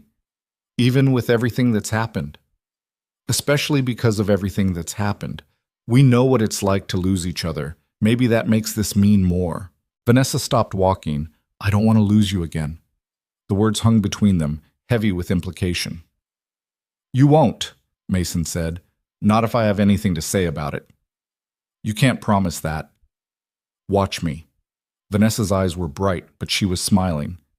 You're impossibly stubborn, you know that? I learned from the best. She kissed him. Quick, impulsive, tasting like chocolate ice cream in 3 years of missed opportunities. When she pulled back, she looked surprised at herself. Sorry, I shouldn't have. Mason kissed her back. Slower this time, deliberate, his hand coming up to cup her face. When they broke apart, they were both breathing hard. Oh, Vanessa said softly. Yeah. Oh. They stood there on the Charlotte sidewalk, ice cream melting forgotten in their hands, staring at each other like they'd just discovered something dangerous and wonderful. We're supposed to be taking this slow, Vanessa said, but she hadn't stepped back. We are. That was just one kiss. That was 2 kisses. Semantics. She laughed, and it sounded lighter than anything Mason had heard from her in years. What are we doing? I think we're figuring it out. This is terrifying. Yeah, but it's also pretty great. Vanessa nodded slowly. Yeah, it really is. They walked back to the hotel holding hands, not talking, just being. In the elevator, Vanessa leaned against him and he wrapped an arm around her shoulders. At her floor, the doors opened. She didn't move. I should probably go to my room, she said. Be responsible, not complicate things. Probably. But I don't want to. Then don't. She looked up at him. Stay with me tonight? Just to sleep. Nothing complicated. Just, I don't want to be alone. You sure? No, but I'm asking anyway. Mason let the elevator doors close. They rode back up to the 8th floor together. In her room, they moved around each other carefully. Vanessa changing in the bathroom, Mason borrowing a t-shirt, both of them hyper-aware of the intimacy of the situation and trying not to overthink it. They climbed into bed on opposite sides, maintaining careful distance at first. But gradually, naturally, they gravitated toward each other. Vanessa's head found his shoulder, his arm wrapped around her waist. This okay? He asked quietly. More than okay. They lay there in the dark, listening to each other breathe. Mason? Vanessa's voice was barely a whisper. Yeah? I think I'm falling for you again. Or maybe I never stopped. I don't know, but it scares me. Mason pressed a kiss to the top of her head. It scares me too. But maybe that means it matters. It matters so much it terrifies me. Me too. She was quiet for a long moment. Don't let me mess this up. If I start pushing you away or hiding behind work or doing any of the things I used to do, call me on it. Don't let me run. Same goes for you. If I shut down or go quiet, don't let me disappear. Deal. They fell asleep tangled together, and for the first time in 3 years, Mason didn't dream about loss. He dreamed about possibility. They stayed in Charlotte for 5 more days. What had started as a crisis management trip turned into something else entirely. A chance to exist together without the weight of their history suffocating every interaction. Vanessa still had meetings and calls, still disappeared into conference rooms for hours at a time, but the evenings were theirs. They found a small Vietnamese restaurant tucked into a side street and ate there 3 nights in a row. Discovered a bookstore that stayed open until midnight. Walked through neighborhoods they'd never see again, talking about everything and nothing. And every night they fell asleep in the same bed, wrapped around each other like they'd never been apart. On the 6th day, Vanessa's COO told her the situation was stable enough for her to work remotely. They could go home. I should be relieved, Vanessa said as they packed. But I'm not ready to leave this bubble we've been in. Mason folded a shirt and placed it in his duffel. The bubble comes with us. Does it? What happens when we're back in Asheville and real life kicks in? When I'm drowning in work again and you're managing Carter and teaching? What if we can't sustain this? Then we figure it out, together this time. Vanessa sat on the edge of the bed holding a sweater she'd forgotten to pack. I want to believe that, so believe it. It's not that simple. Mason stopped packing and sat beside her. Why not? Because I've spent 3 years building a life that doesn't need anyone else. A life where I'm safe because I'm self-sufficient. And now you're here, and I'm realizing how lonely that life actually was, and it scares the hell out of me. Being lonely scared you less than being with someone? Being lonely can't hurt me the way losing someone can. Her voice cracked. I barely survived losing you the first time, Mason. I can't do that again. You won't have to. You don't know that. No, but I can promise I'll fight like hell to make sure it doesn't happen. He took her hand. I'm not the same person who shut down 3 years ago. I'm not going to disappear on you again. Vanessa leaned her head against his shoulder. What if I'm the one who disappears? What if I get scared and bury myself in work and push you away? Then I'll pull you back. That's the deal, remember? We call each other on it when we start falling into old patterns. She was quiet for a long moment. I don't know how to do this. How to be vulnerable with someone and not feel like I'm losing control of everything. Neither do I, but we'll figure it out. They drove back to Asheville that afternoon, Vanessa's hand resting on Mason's knee while he drove, both of them acutely aware that they were leaving the safety of Charlotte and heading back into real life. Derek's house was chaos when Mason arrived to pick up Carter. 3 kids under 10, a dog barking, and Kim trying to cook dinner while refereeing a dispute over a video game controller. Your son, Derek announced when he opened the door, is an angel compared to mine. He can stay any time. Carter appeared behind him, grinning. Dad, you're back. Mason scooped him up, even though he was getting too big for it. Miss me? A little. Kim makes really good cookies, though, so it wasn't that bad. Kim appeared from the kitchen, laughing. Thanks, Carter. Really feeling the love here. They stayed for dinner because refusing Kim's cooking was basically illegal.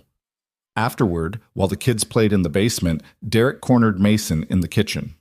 So, Charlotte, how'd it go? Good. Really good. Define good. Mason hesitated. We're together, kind of.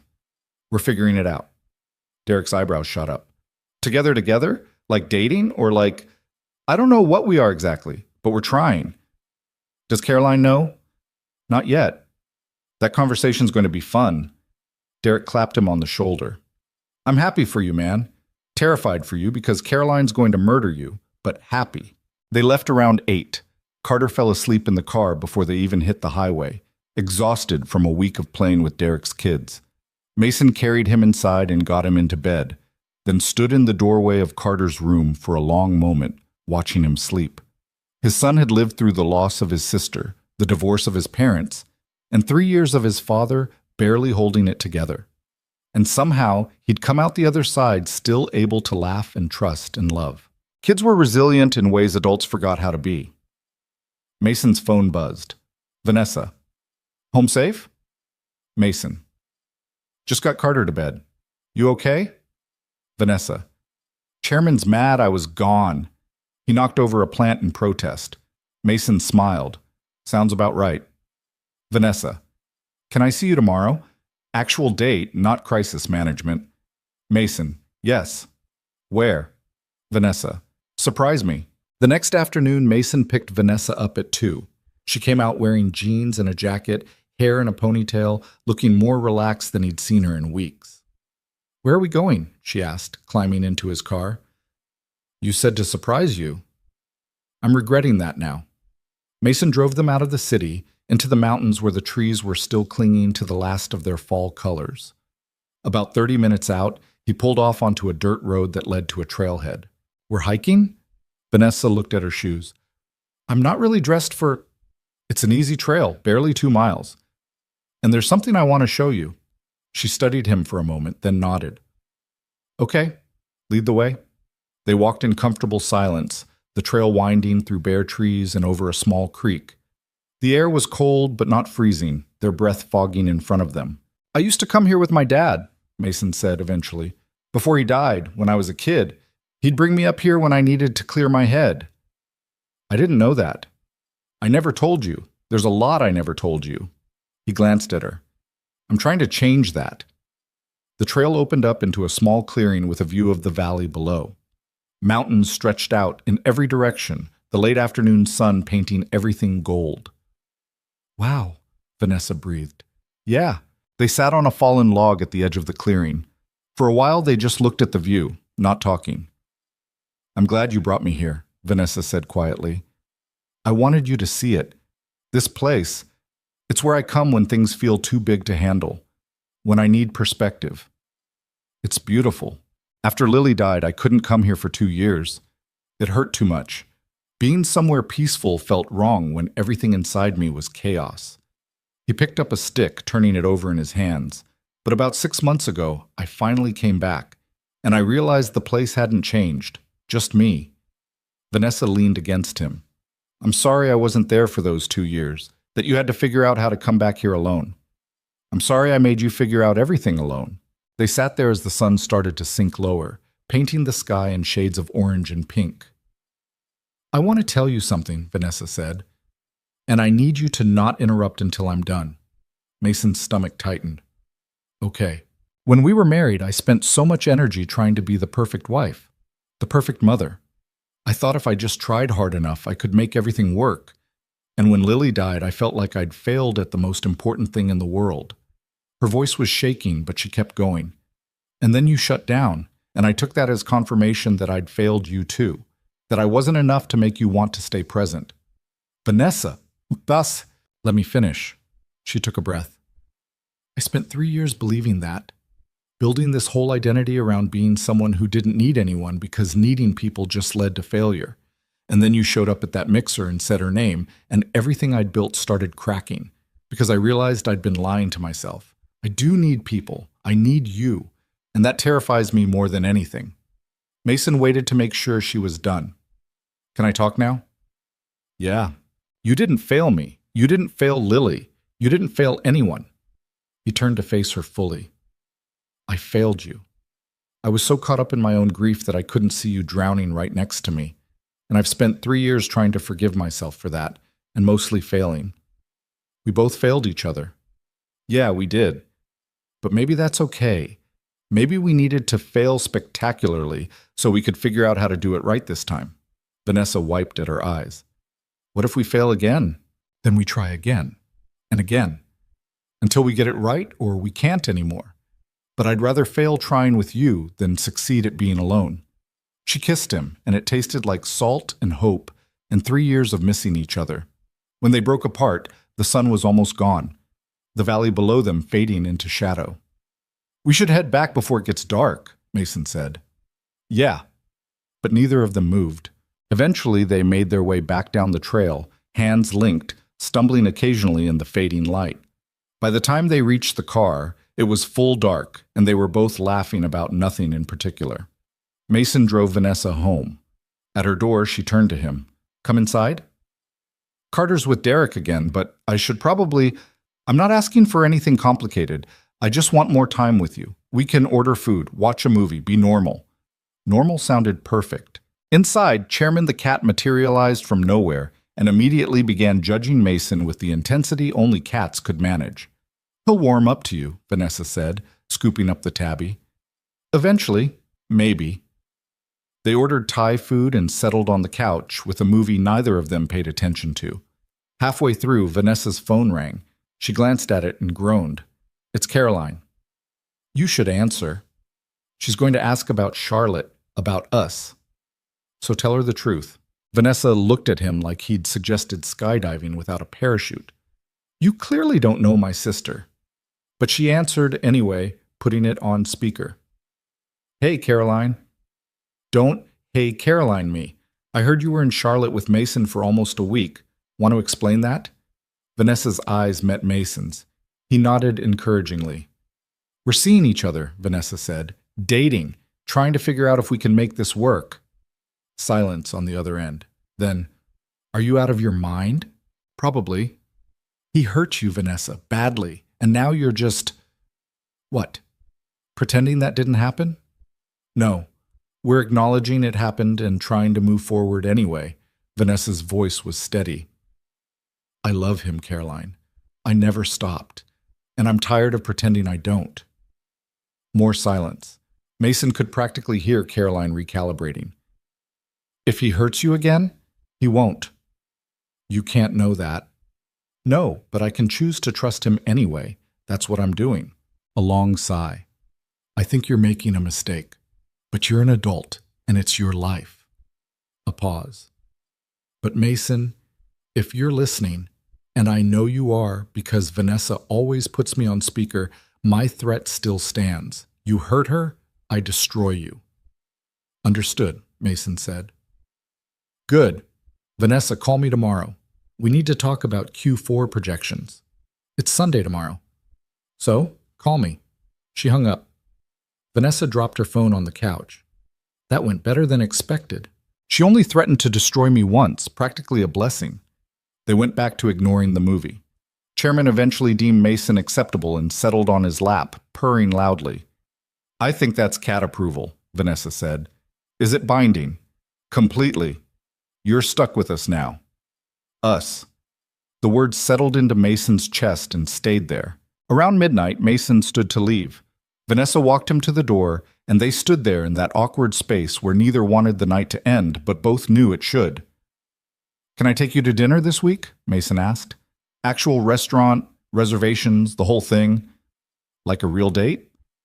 Exactly like a real date. Vanessa smiled. I'd like that. He kissed her goodnight, soft, lingering, full of promise, and drove home feeling like he was floating. The week passed in a blur of normalcy that felt almost surreal. Mason taught his classes, graded papers, coached basketball. Vanessa ran her company, handled meetings, put out fires, but every evening they talked. Sometimes for 10 minutes, sometimes for 2 hours. About their days, about nothing, about everything. Friday night, Mason made reservations at a nice Italian place downtown. He picked Vanessa up at 7, and she answered the door wearing a dark green dress that made his brain short-circuit momentarily. You look incredible, he managed. You don't look so bad yourself. The restaurant was dimly lit, intimate without being stuffy. They ordered wine and pasta and talked like people who were still learning each other, but also like people who'd known each other forever. Can I ask you something? Vanessa said over dessert. Sure. What do you want? Long term, I mean, with us? Mason set down his fork. Honestly, I want everything. I want to wake up next to you every morning. I want to build a life together that's messier and more real than what we had before. I want Carter to have his mom back. I want to give us the second chance we should have had 3 years ago. He paused. But I know that's a lot. And I know we're taking this slow. So for now, I just want more nights like this, more time to prove that we can do this right. Vanessa's eyes were bright. I want that too, all of it. But it scares me. Me too. What if we rush this and it falls apart? What if we don't rush it and it still falls apart? There's no guarantee, Vanessa. We could do everything perfectly and still fail. Or we could stumble through it messily and somehow make it work. Which do you think we'll do? The messy one. Definitely the messy one. She laughed, and the sound filled him with warmth. Yeah, probably. They left the restaurant hand in hand, walking slowly through downtown Asheville. The streets were alive with Friday night energy, people spilling out of bars, street musicians playing for spare change, couples and groups of friends everywhere. I love this city, Vanessa said. I forgot how much until recently. You've been too busy running your empire to notice. I've been too busy hiding to notice. She stopped walking. But I'm done hiding. From work, from grief, from you. I'm done. Mason pulled her close. Good. Because I'm done running. They kissed in the middle of the sidewalk while people flowed around them, and for the first time in 3 years, Mason felt completely certain of something. This was right. They were right. Messy and imperfect and still healing, but right. They walked back to where Mason had parked, taking the long way, neither wanting the night to end. At her house, Vanessa invited him inside for coffee that they both knew was code for not being ready to say goodbye yet. They ended up on her couch again, coffee forgotten, talking about everything. Vanessa told him about the year after the divorce, how she'd thrown herself into work so completely that her assistant had to remind her to eat. Mason told her about the months he'd spent barely functioning, going through the motions of parenting and teaching while feeling nothing inside. I think I was depressed, he admitted, like clinically. I just didn't realize it at the time. Me too. My therapist said I was having a delayed grief response mixed with major depression. I didn't believe her until she showed me the diagnostic criteria, and I checked every single box. We were a mess. We still are, kind of. Yeah, but we're a mess together now. That's different. Vanessa shifted closer to him. Can I tell you something without you freaking out? Depends on what it is.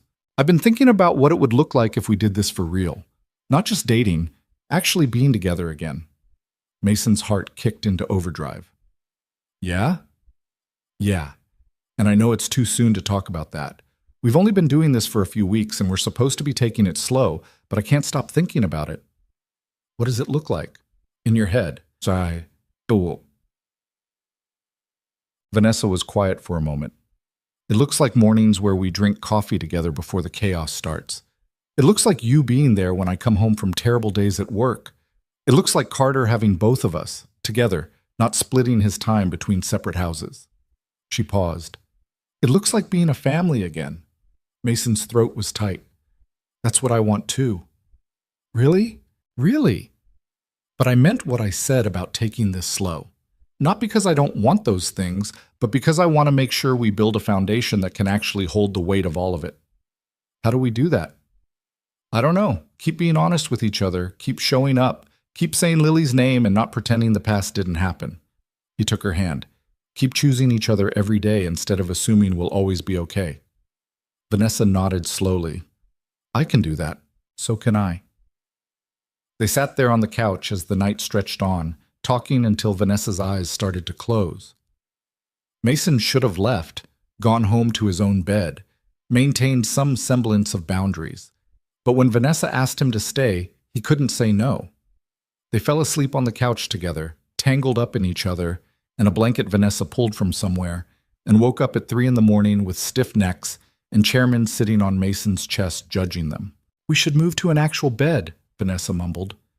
Probably. Neither of them moved for another 10 minutes. Eventually they stumbled upstairs still half asleep and collapsed into Vanessa's bed fully clothed. Mason woke up a few hours later to sunlight streaming through the windows and Vanessa curled against his side, her hair a mess, makeup smudged, looking absolutely perfect. He watched her sleep for a few minutes, feeling the weight of what they were building settle over him. This wasn't the fairy tale version of getting back together. This was messy and complicated, and they were both still carrying scars that might never fully heal. But it was real, and that made it worth everything. Vanessa's eyes fluttered open. You're staring. You're beautiful.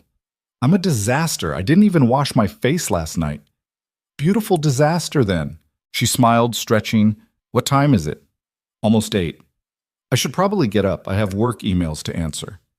It's Saturday. CEOs don't get Saturdays. Mason pulled her closer. Take one Saturday off. The emails will still be there tomorrow. That's terrible advice. Probably, but I'm giving it anyway. Vanessa hesitated, then relaxed back against him. Okay. One Saturday off. But if my company collapses, I'm blaming you. Deal. They stayed in bed for another hour, talking quietly about nothing important. When they finally got up, Mason made coffee while Vanessa tried to tame her hair into something presentable. I should go home, he said, handing her a mug. Check on Carter. Make sure Derek hasn't corrupted him completely. Or you could bring Carter here. We could do something together, the three of us. Mason paused mid-sip. You sure? Yeah, I miss him, and if we're doing this, really doing this, he should be part of it. He's going to have questions. I know, we'll answer them, together.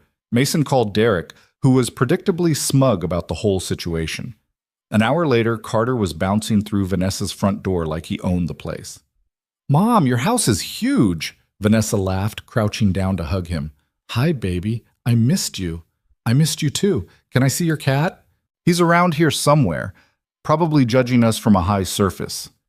They spent the afternoon doing normal things, playing board games, making lunch together, watching Carter and Chairman engage in a tentative friendship. It felt natural in a way Mason hadn't expected, like they'd been doing this all along instead of just starting. At one point, while Carter was in the bathroom, Vanessa leaned against Mason. This is nice, she said quietly. Yeah, it really is.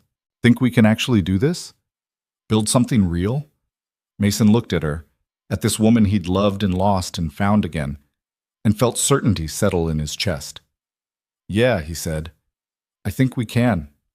And for the first time in 3 years, he actually believed it. The weeks that followed weren't perfect. Mason had been naive to think they would be. There were nights when Vanessa got so buried in work she forgot to return his calls. Days when Mason felt himself slipping back into silence and had to force himself to speak up instead of shutting down. Moments when they both panicked and nearly ran from what they were building. But the difference was they caught each other every single time.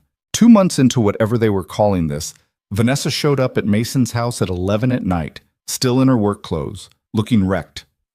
I had a panic attack in my office, she said when he opened the door. Full blown, couldn't breathe, thought I was dying panic attack. And the first person I wanted to call was you. Mason pulled her inside. What happened? Nothing. Everything. I don't know. She was shaking. I was reviewing contracts and suddenly I couldn't stop thinking about how much I have riding on this company, how many people depend on me, how one wrong decision could tank everything I've built. And then I started thinking about Lily and about losing you again, and I couldn't breathe. Mason wrapped his arms around her. You're breathing now. That's what matters. I left work in the middle of a meeting, just walked out. My COO probably thinks I've lost my mind. Did you tell anyone where you were going? I texted my assistant that I had an emergency. Then I drove here. She pulled back to look at him. I'm sorry. I should have called first. I just needed... You don't have to apologize. I'm glad you came. They sat on his couch, Vanessa curled against him, while he just held her. After a while, her breathing evened out. My therapist keeps telling me I need to stop equating my worth with my company's performance, she said quietly, that I'm allowed to be human, make mistakes, but I don't know how to do that when being perfect is the only thing that's kept me afloat for 3 years. You're not perfect, Vanessa. Neither am I. That's kind of the point. I know. Intellectually, I know, but actually believing it is different. Mason pressed a kiss to her temple. Want to hear something crazy? Always. I'm glad you had a panic attack. She pulled back, eyebrows raised. Excuse me? Not glad you suffered. Glad you came here instead of dealing with it alone. Glad you let me see you falling apart instead of pretending you're fine. He tucked a strand of hair behind her ear. That's progress. Vanessa's eyes filled. I hate that you're right. Get used to it. I'm right occasionally. She laughed despite herself. Very occasionally. They stayed like that for hours, just being together. Eventually, Vanessa fell asleep on his couch, and Mason covered her with a blanket and let her rest. When she woke up at 3 a.m, disoriented, he was still there. You stayed, she mumbled. Where else would I go? Your bed, like a normal person. Normal's overrated, she smiled sleepily. Take me to bed? They stumbled upstairs together. Mason lent her a t-shirt and she changed in his bathroom. And when she climbed into his bed, she fit there like she'd never left. Like the past 3 years had been a strange dream, and this was where she'd always belonged. Thank you, she whispered into the darkness, for not making me feel weak for falling apart. You're the strongest person I know. Having a panic attack doesn't change that. Doesn't feel like it.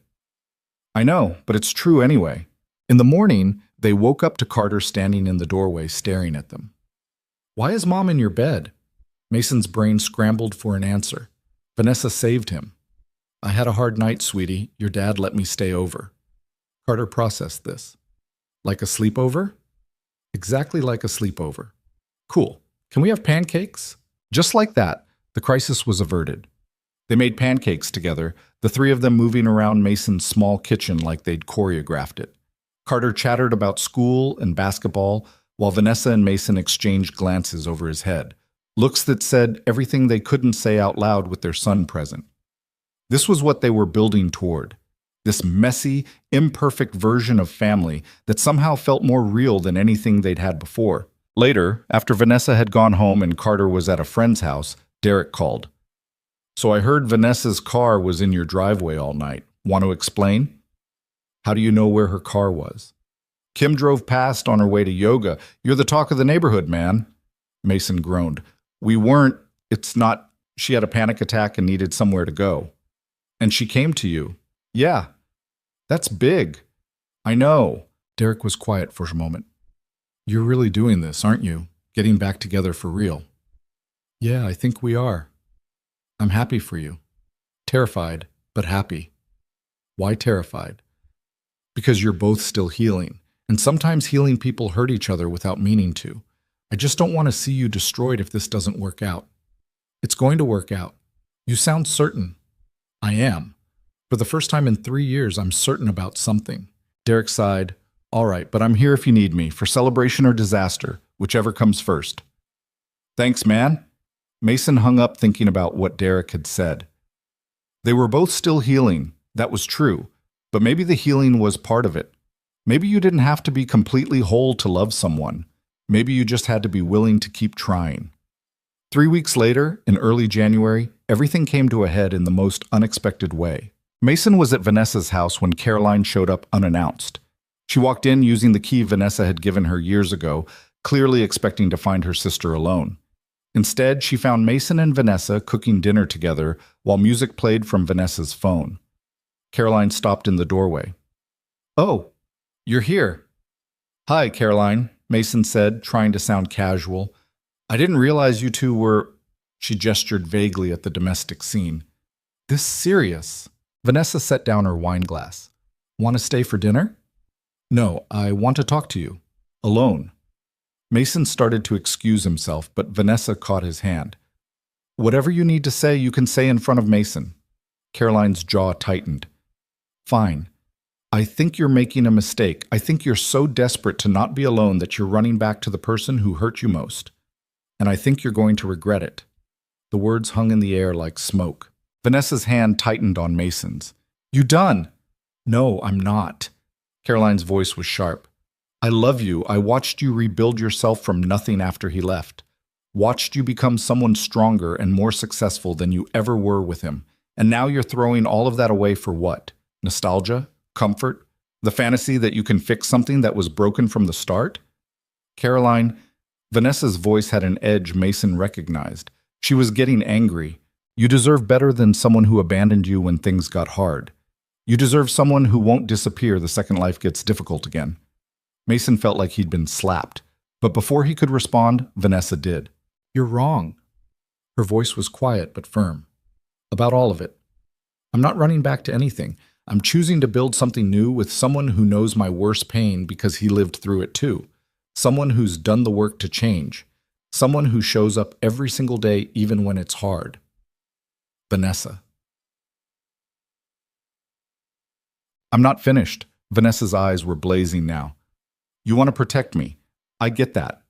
You've been protecting me since we were kids. But I don't need protection from Mason. I need a partner. Someone who sees me at my worst and doesn't run. Someone who lets me see them at their worst too. And that's what Mason is." Caroline looked between them. "You're really doing this?" "Yes. Even though it might not work out. Even though, because the alternative is spending the rest of my life alone because I'm too afraid to take a risk. And I'm done being afraid." Caroline's expression softened slightly. "If he hurts you, he won't. But if he does, I'll survive. Just like I survived losing Lily. Just like I survived the divorce. I'm stronger than you think I am. I know how strong you are. I just don't want you to have to prove it again." Vanessa crossed to her sister and hugged her. "I love you for caring, but you have to let me make my own choices. Even if they're mistakes." Caroline hugged her back, then pulled away and looked at Mason. "You break her heart. I'll make good on every threat I've made." "Understood." "Good." She grabbed her purse. "I'm leaving. But Vanessa, call me tomorrow. We need to talk about the Henderson contract." "It's Sunday tomorrow." "And? Call me." She left, the door closing firmly behind her. Mason and Vanessa stood in the kitchen, the music still playing, dinner half cooked on the stove. "That was intense," Mason said. "That was Caroline being Caroline." Vanessa turned back to the stove. "She'll come around eventually. She always does." "You meant what you said about me being your partner?" Vanessa looked at him over her shoulder. "Every word." Something in Mason's chest cracked open. He crossed to her, turned her away from the stove, and kissed her like he'd been wanting to all night. When they broke apart, she was smiling. "What was that for?" "For defending me. For choosing me. For being brave enough to try this even though it scares you. It terrifies me." "Me too." They finished making dinner together, and later, after they'd eaten and cleaned up, they ended up on the couch with wine and old photo albums Vanessa had pulled from somewhere. "I found these when I was packing to move," she said, opening one. "I couldn't look at them for the longest time, but a few months ago, I finally could." The photos were from their wedding, their honeymoon, the early years of their marriage when everything still felt possible. There were photos of Vanessa pregnant, glowing and happy, photos of Carter as a newborn, tiny and red-faced and perfect, and then photos of Lily. Mason's breath caught. He hadn't seen these in 3 years, hadn't been able to bear it. Vanessa turned a page, and there she was. Their daughter, 8 months old, smiling at the camera. She was wearing a yellow dress, had a bow in her thin baby hair. She was beautiful, Vanessa whispered. She was perfect. They sat there looking at photos of their daughter, and for the first time, it didn't feel like drowning. It felt like remembering, like honoring, like acknowledging that she'd existed and mattered and would always be part of them. I want to do something, Vanessa said suddenly. For Lily, something permanent. Like what? I don't know. Maybe plant a tree or donate to the hospital in her name. Something that says she was here, that she mattered. Mason thought about it. What about a bench at that park where we used to walk when you were pregnant? With a plaque? Vanessa's eyes filled. That's perfect. They researched it that night, curled up on the couch with Vanessa's laptop. Found the right permits, the right company. Designed a simple plaque that read, "In memory of Lily Rose Hale. Brief but loved beyond measure." She would have been 4 next month, Vanessa said quietly. I know. Do you think about who she would have been? All the time. I think she would have been stubborn like you, smart like you, probably would have had me wrapped around her finger. Vanessa smiled through tears. She definitely would have been a daddy's girl. They sat there in the quiet, remembering their daughter, and Mason realized this was healing too. Not forgetting, not moving on, but learning to carry the grief without letting it crush them. A month later, the bench was installed.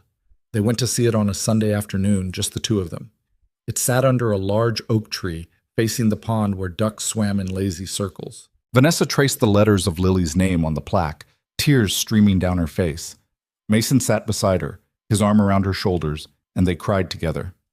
Thank you, Vanessa said eventually, for doing this with me, for not running when it got hard.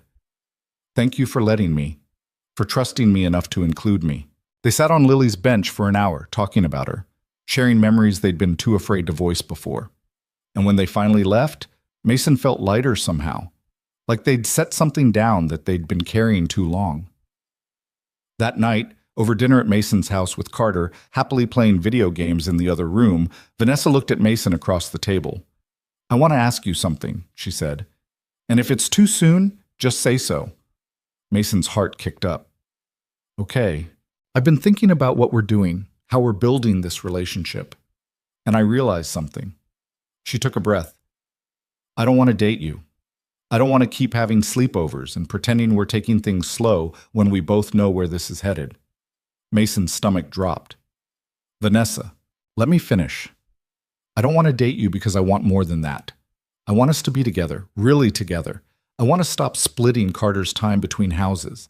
I want to wake up next to you every morning.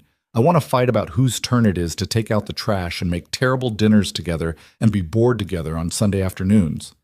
Mason stared at her. You want to move in together? I want to get married again. The words hit him like a physical thing. What? Vanessa's hands were shaking, but her voice was steady. I know it's crazy. I know we've only been doing this for a few months. But Mason, I spent 3 years without you, and I don't want to waste another second. I love you. I never stopped loving you. And I don't want to date you carefully for 2 years before we admit what we both already know. Which is that we belong together, that we're better together than apart, that we've already survived the worst thing that could happen to us, and we're still here, still fighting for this. She reached across the table for his hand. So I'm asking, will you marry me? Again? Mason's throat was so tight he could barely speak. You don't even have a ring, Vanessa laughed, wiping at her eyes. Is that a yes? I have a ring, upstairs. I bought it 3 weeks ago because I was planning to ask you the same question and was trying to figure out the right time. Now Vanessa was the one staring. You were going to propose? Yeah, I just thought I should wait. Be responsible, not rush things. Screw being responsible. We've been responsible. It's boring. Mason laughed, despite the tears streaming down his face. You're absolutely insane. Is that a yes? He stood, pulling her up with him, and kissed her. Yes, it's a yes, to all of it. Moving in together, getting married, building a life that's messy and imperfect and completely ours. Vanessa kissed him back, laughing and crying at the same time. From the living room, Carter's voice called out, "Are you guys being gross in there?" They broke apart, both grinning like idiots. "Come here, bud," Mason called. "We need to tell you something." Carter appeared in the doorway, controller still in hand, looking suspicious. "What?" Vanessa crouched down to his level. "How would you feel about me and your dad getting married again?" Carter's eyes went wide. "Really? Really? If that's okay with you." Carter looked between them. "Would you live here, or would we live at your house? We'd figure that out together, all three of us. And Chairman?" "Chairman, too." Carter thought about it for approximately 5 seconds. "Okay, but I get to be in the wedding." "You can be the best man," Mason said. "What's a best man?" "The most important person, besides the bride and groom."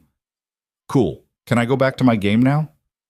They laughed, and Carter disappeared back into the living room like they hadn't just completely changed his life. "That went well," Vanessa said. "He's 7. Everything's easy when you're 7. Mason went upstairs and came back with the ring, a simple band with a small diamond, nothing flashy. He'd chosen it because it reminded him of Vanessa, elegant without being ostentatious, strong without being harsh. He slid it onto her finger, and it fit perfectly. "When?" Vanessa asked. "When what?" "When do you want to get married?" "I don't want to wait. I've wasted enough time." Mason thought about it. "Spring, small ceremony, just family and close friends. Caroline's going to freak out." "Probably, but she'll come around." "Derek's going to say I told you so." "Definitely, but he'll be happy for us."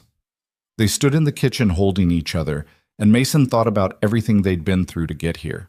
The grief, the divorce, the 3 years of silence, the singles mixer that had changed everything, the diner, Charlotte. Every moment had led to this. "I love you," he said. "I never stopped, even when I couldn't say it." "I love you too. Even when I hated you, I loved you." "We're really doing this. We really are." They told Caroline the next day. She did in fact freak out. Spent 20 minutes listing all the reasons this was a terrible idea before finally admitting that maybe, possibly, she could see it working. Maybe. Derek was predictably smug but also genuinely happy. Kim cried and immediately started planning the wedding, even though Vanessa insisted they wanted something small. Over the next few months, they figured out the logistics. Decided to keep Mason's house since Carter was settled there, but combined their furniture and belongings until the place actually felt like a home instead of a bachelor pad. Vanessa slowly moved her things in, one box at a time, until her books lined the shelves and her coffee mugs cluttered the kitchen, and Chairman ruled the house with an iron paw. They fought sometimes. About stupid things like who forgot to buy milk, and bigger things like how much Vanessa was working and how much Mason was retreating into his head when stressed. But they fought differently than before, with words instead of silence, with honesty instead of avoidance. And they went to therapy together, sat in Dr. Patterson's office and talked about their marriage, their grief, their fears about repeating old patterns, learned tools for communicating, for recognizing when they were falling into destructive habits. It wasn't perfect. Some days were harder than others. Some nights Vanessa woke up crying about Lily, and Mason held her until the grief passed. Some mornings Mason shut down and went quiet, and Vanessa gently pulled him back out. But they kept showing up, for each other, for Carter, for the life they were building. The wedding happened in April, in Caroline's backyard under string lights and a sky threatening rain. They'd invited 30 people, close friends, family, a few colleagues. The elderly waitress from Dixon's Diner came, wearing her best dress and crying through the entire ceremony. Carter stood beside Mason, holding the rings and taking his job so seriously he looked like a tiny adult. Vanessa wore a simple cream dress and flowers in her hair. She was beautiful in a way that made Mason's chest ache. When it came time for vows, Vanessa went first. She'd written them down but didn't look at the paper. "The first time I married you, I thought love meant never fighting, never struggling, never showing weakness." Her voice was steady despite the tears on her face. "I thought if we just loved each other enough, everything would be easy. And when it wasn't easy, when we lost Lily and everything fell apart, I thought it meant we'd failed." She paused, looking directly at Mason. "But I was wrong. Love isn't about things being easy. It's about showing up when things are hard. It's about being brave enough to be broken in front of someone and trusting they won't leave. It's about choosing each other every single day, even when it would be easier to walk away. Mason's vision blurred. So I'm marrying you today, not because I think it'll be easy. I'm marrying you because I know it'll be hard sometimes, and I want to face that hardness with you. Because you're the only person I want beside me when life gets impossible. Because you knew me at my worst and loved me anyway. Because our daughter existed, and you remember her with me, and that matters more than I can say. She wiped at her eyes. I'm marrying you because we survived losing everything and still found our way back to each other. And if that's not love, I don't know what is. By the time she finished, half the guests were crying. Mason took a breath, trying to steady himself. I don't have anything written down, he admitted, because I tried about 20 times and nothing felt right. So I'm just going to say what's in my head and hope it makes sense. Vanessa smiled through tears. 3 years ago, I made the biggest mistake of my life. I let grief turn me into someone who couldn't face his own pain, let alone help you face yours. I shut down when you needed me most. And I've spent every day since trying to figure out how to forgive myself for that. He reached for her hands. But then you showed up at that singles mixer, and you let me back into your life even though you had every reason not to. And you showed me that people can change, that we can survive impossible things and come out the other side still capable of love. Mason's voice cracked. I'm not the same person I was when we got divorced, and you're not the same person either. We're both scarred and imperfect and still figuring things out. But I think that's the point. We don't have to be perfect. We just have to be willing to keep trying. He squeezed her hands. So I'm promising you today that I'll show up. When things are easy and when they're hard. When you need me to listen and when you need me to push back. When you're strong and when you're falling apart, I'll be there every single time for the rest of my life. Vanessa was fully crying now. So was Caroline. So was Derek. So was pretty much everyone there. They exchanged rings, kissed while everyone cheered, and just like that, they were married again. At the reception, Carter gave a speech that was mostly about how he was glad to have his mom back, and also could he please have cake now. Derek gave a speech about watching Mason be miserable for 3 years and how glad he was that particular chapter was over.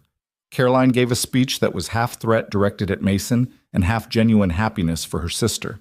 And Mason and Vanessa danced to a song that had played at their first wedding 8 years ago, when they'd been young and naive and convinced love was all you needed. We were so stupid, Vanessa said, her head on his shoulder. Incredibly stupid. Think we're less stupid now? Marginally, she laughed. Good enough. They danced until the rain finally came, sending everyone scrambling for cover. They ended up in Caroline's kitchen with 30 people crammed together, eating cake and telling stories and celebrating messily and imperfectly. Later, after most people had left and Carter had fallen asleep on Caroline's couch, Mason and Vanessa stood in the backyard under an umbrella, watching the rain. Thank you, Vanessa said quietly. For what? For not giving up. On me. On us. For fighting for this even when it would have been easier to walk away. You fought too. We both did. She turned to look at him. I'm glad we did. Me too. They stood there in the rain, two people who'd loved and lost and found each other again, and Mason thought about all the people who'd told them this was a mistake. That you couldn't go back? That some things were too broken to fix. Maybe they were right. Maybe you couldn't go back. But you could go forward. You could take everything you'd learned from breaking and use it to build something stronger. You could acknowledge the pain and the scars and choose to love anyway. That's what they'd done. What they were still doing. And standing there in Caroline's backyard on their second wedding night, Mason realized that maybe that was the whole point. Not avoiding pain. Not pretending everything was perfect, but choosing to face life's impossibilities together instead of alone. Come on, Vanessa said, tugging his hand. Let's go home. Home. Not his house or her house. Home. The place they'd built together. The life they were creating.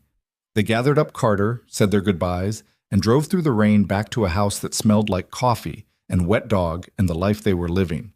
Chairman met them at the door, demanding attention. Carter stumbled upstairs half asleep. And Mason and Vanessa stood in their kitchen, the same kitchen where they'd had their first real conversation after the diner, where Vanessa had proposed, where they'd fought and made up and learned how to be partners instead of just spouses. and looked at each other. "So," Vanessa said, "we did it. We really did. Now what?" Mason pulled her close. "Now we live, messily and imperfectly, and together." "That sounds perfect." "It sounds like chaos." "Same thing." They laughed, and the sound filled the house with warmth. Outside, the rain continued. Inside, they had everything they needed. Not a perfect life, not a life without pain or struggle or hard days ahead, but a life they'd chosen, together, on purpose, with full knowledge of what they were getting into. And that made all the difference. Because sometimes love wasn't about fairy tale endings. Sometimes it was about two broken people deciding that broken together was better than whole apart. Sometimes it was about choosing each other every single day, even when it was hard. Especially when it was hard. Sometimes love was simply showing up, and keeping showing up. Until showing up became the life you built. That's what Mason and Vanessa had learned, what they would keep learning. And as they stood in their messy, imperfect kitchen in the home they'd created, they knew that whatever came next, joy or grief, easy days or impossible ones, they'd face it together. And that was enough, more than enough. It was everything.